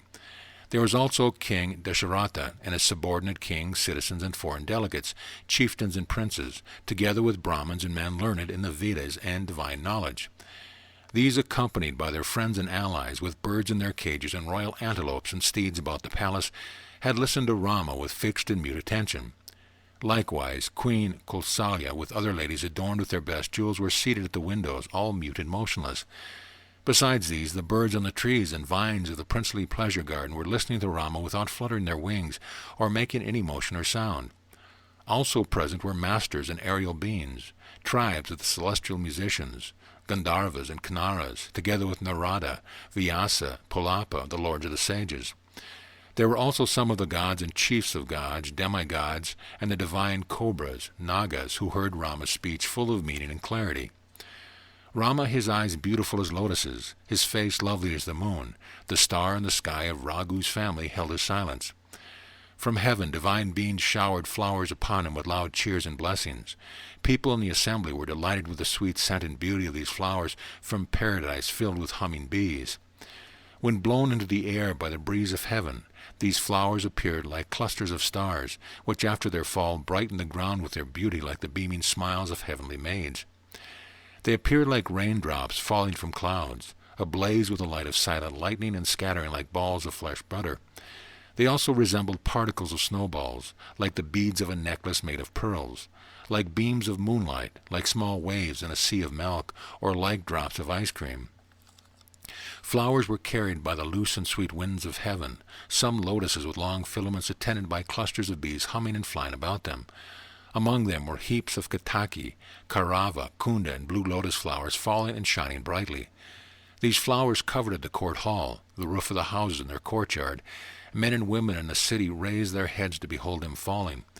The sky remained quite unclouded as flowers fell constantly from above. A sight like this, never before seen, struck people with wonder. The shower of flowers fell for a quarter of an hour, but the masters from whose hands they fell were unseen all the while. When the falling of the flowers ceased, after the assembly was covered with them, they heard the following words from the divine being in the sky. We have been traveling everywhere in bodies as spiritual masters from the beginning of creation, but nowhere have we ever heard any speech as sweet as this. Even the gods, such as ourselves, have never heard such a magnanimous speech of detachment. Rama, the moon of Raghu's face, has just spoken. We account ourselves truly blessed to have heard today this highly charming and wonderful speech from the mouth of Rama himself. Indeed, we are awakened and edified by attending diligently to Rama's truly excellent speech on the ambrosial bliss of asceticism and leading to the highest joy of men. Chapter 33. Association of Celestial and Earthly Beings. The holy masters, the Siddhas, said, "It behooves us to hear the decision of the great sages in reply to the holy sermon delivered by the chief of Raghu's race. Come forward, you great chiefs of the sages, you Narada, Vyasa, Pula, and other great sages, and be ready. Let us descend to the full open court of Dasharatha, which is as bright as gold and free from stain, like bees alighting on an immaculate golden lotus." Valmiki said, so saying, the whole company of divine sages left their celestial abode for that court. There Narada, the chief of sages, sat foremost playing on his lute. In the midst was Vyasa with his dark blue complexion resembling a rainy cloud. Moreover, the court was adorned with the presence of the chief sages Bhrigu, Angiras, Pusatya, and others, with Chavana, Udalka, Usira, Salmon, and many more with them. Their deerskin garments hung loosely as they embraced one another. Their rudraksha beads moved in one hand and their water pots shook in the other. Their bodies shed a luster in the royal assembly hall resembling the yellow starlight, like the beam of so many suns blazing upon one another. They appeared like a shower of moonbeams, or like a halo about the full moon, or like a circle about the orb of the sun out of its season. They looked like a circlet of gems of varied colors, or like a necklace of pearls of great luster. At the place where he sat, Vyasa appeared to be like a dark cloud amidst the stars. Narada on his seat seemed like the white orb of the moon among stars. Here Pusatya shone like Indra among the gods, and there Angira blazed like the sun amidst heavenly bodies. On seeing the body of masters descending from the sky to the earth, the entire court of King Dashratha rose up to greet them. There was a mixed assemblage of the celestial and earthly sages, whose commingled glory spread a luster to the 10 sides of the court. Some of them held bamboo sticks in their hands, and others had lotuses in theirs. Some had put sacred grass in their crest, while others had inserted some gems in the braid of their hair. Some had matted and tawny brown hair on their head, and others wore garlands of flowers on theirs. Some had strings of beads for their bracelets, and others wore wristlets made of jasmine flowers. Some were clothed in tatters, and others wore garments made of bark, while others wore clothes of silk. Some were girt and girdless of grass and skin upon their waists, and others wore waistbands with pendant strings of pearl. Vasistha and Vishwamitra honored the celestial one by one, with respectful offerings, water, and courteous address. The great body of the celestials also honored Vasistha and Vishwamitra in their turn, with water and offering worthy of them, and with polite speeches. The king also honored the gods in the body of the spiritual masters, who in return greeted the monarch with inquiries about his welfare. Then the heavenly and earthly saints exchanged greeting with one another with cordial welcomes and gestures, and were all seated afterwards on seats made of kusa grass. The next honored Rama, who lay bowing before them with gentle words and congratulations, accompanied with offering of flowers. Seated in that assembly were the sages, Vishwamitra, Vasistha, Vamadeva, and the ministers of state. Also there were Narada, the son of Brahma, Vyasa, the greatest of sages, Marichi, Durvasa, and Gira, Kratu, Pulyasta, Puala, Saraloma, the great sage, Vatsana, Bharadwaja, and Valmiki, the great bard and sage, were all there, as were Udalka, Rachika, Sarjati, as well as Chayavana. These and many others, versed in the various branches of the Vedas, knowing all things worth knowing, were the leading members of that assembly. Then Narada and others joined with Vishwamitra and Vasistha in addressing Rama, who was sitting silent with his face turned downward. They said, "We admire the prince's blessed and graceful speech, dignified with a spirit of detachment that breathed through the whole of it. It is full of thought. It is perspicuous, elegant, clear, dignified, sweet, and worthy of noble-minded men by its lucid style and lack of faults. Who is not struck with admiration of Rama's speech? It expresses his thought well, correct in its diction, plain, sweet, and agreeable to all. It is rare to find one man among 100 who is so eloquent, combining dignity and force with clarity and sweetness, such that they command the admiration of all. Who has such a clear head as our prince, a head that is penetrating as the best pointed arrow, and as fruitful and beautiful as a creeping vine plant? He is truly a man whose intellectual light, like that of Rama, burns like the flame of a lamp within himself and enlightens all about him. Man's blood, flesh, and bones serve as machines to supply him with sensations of external objects, but there is no intelligence in them. Life and death, old age and troubles, repeatedly overtake every man, but they are beasts who are so infatuated that they never too think of these. There is scarcely any man to be seen who has an understanding as clear as Rama, who can use the past to judge the future. Rama is the most excellent, admirable, useful, and well-shaped person among men, like the mango tree among the many useful plants. It is only today that we see a man of Rama's age having acquired so much experience of the world, and who is so extraordinarily mature in understanding. In every place there are many trees found growing that are beautiful to see, easy to climb, and abundant in flowers and leaves, but there is no tree of paradise growing on earth. In every forest tree grow with good flowers and leaves, but the extraordinary and fair clove tree is not always to be found. Rama has displayed the wonder of his knowledge, like the moon display her cooling beams, and good trees their cluster of blossoms, and like flowers diffuse their fragrance all about them. It is very difficult to get the essence of true knowledge in this accursed world, constructed by the uncontrollable and dominant predestination of our past act. Only those who are reckoned the best of men and leaders of the good, who try their best to gain the essence of truth, and whose minds are fixed on glory as their best treasure. We do not see anyone in all the world equal to Rama in discrimination and magnanimity, nor shall there be one like him in the future. This is our firm conviction. If this speech of Rama, which has filled everyone here with admiration, fails to get a reply to the satisfaction of Rama's mind, it is certain that all of us here must pass for senseless sages. So ends Book 1.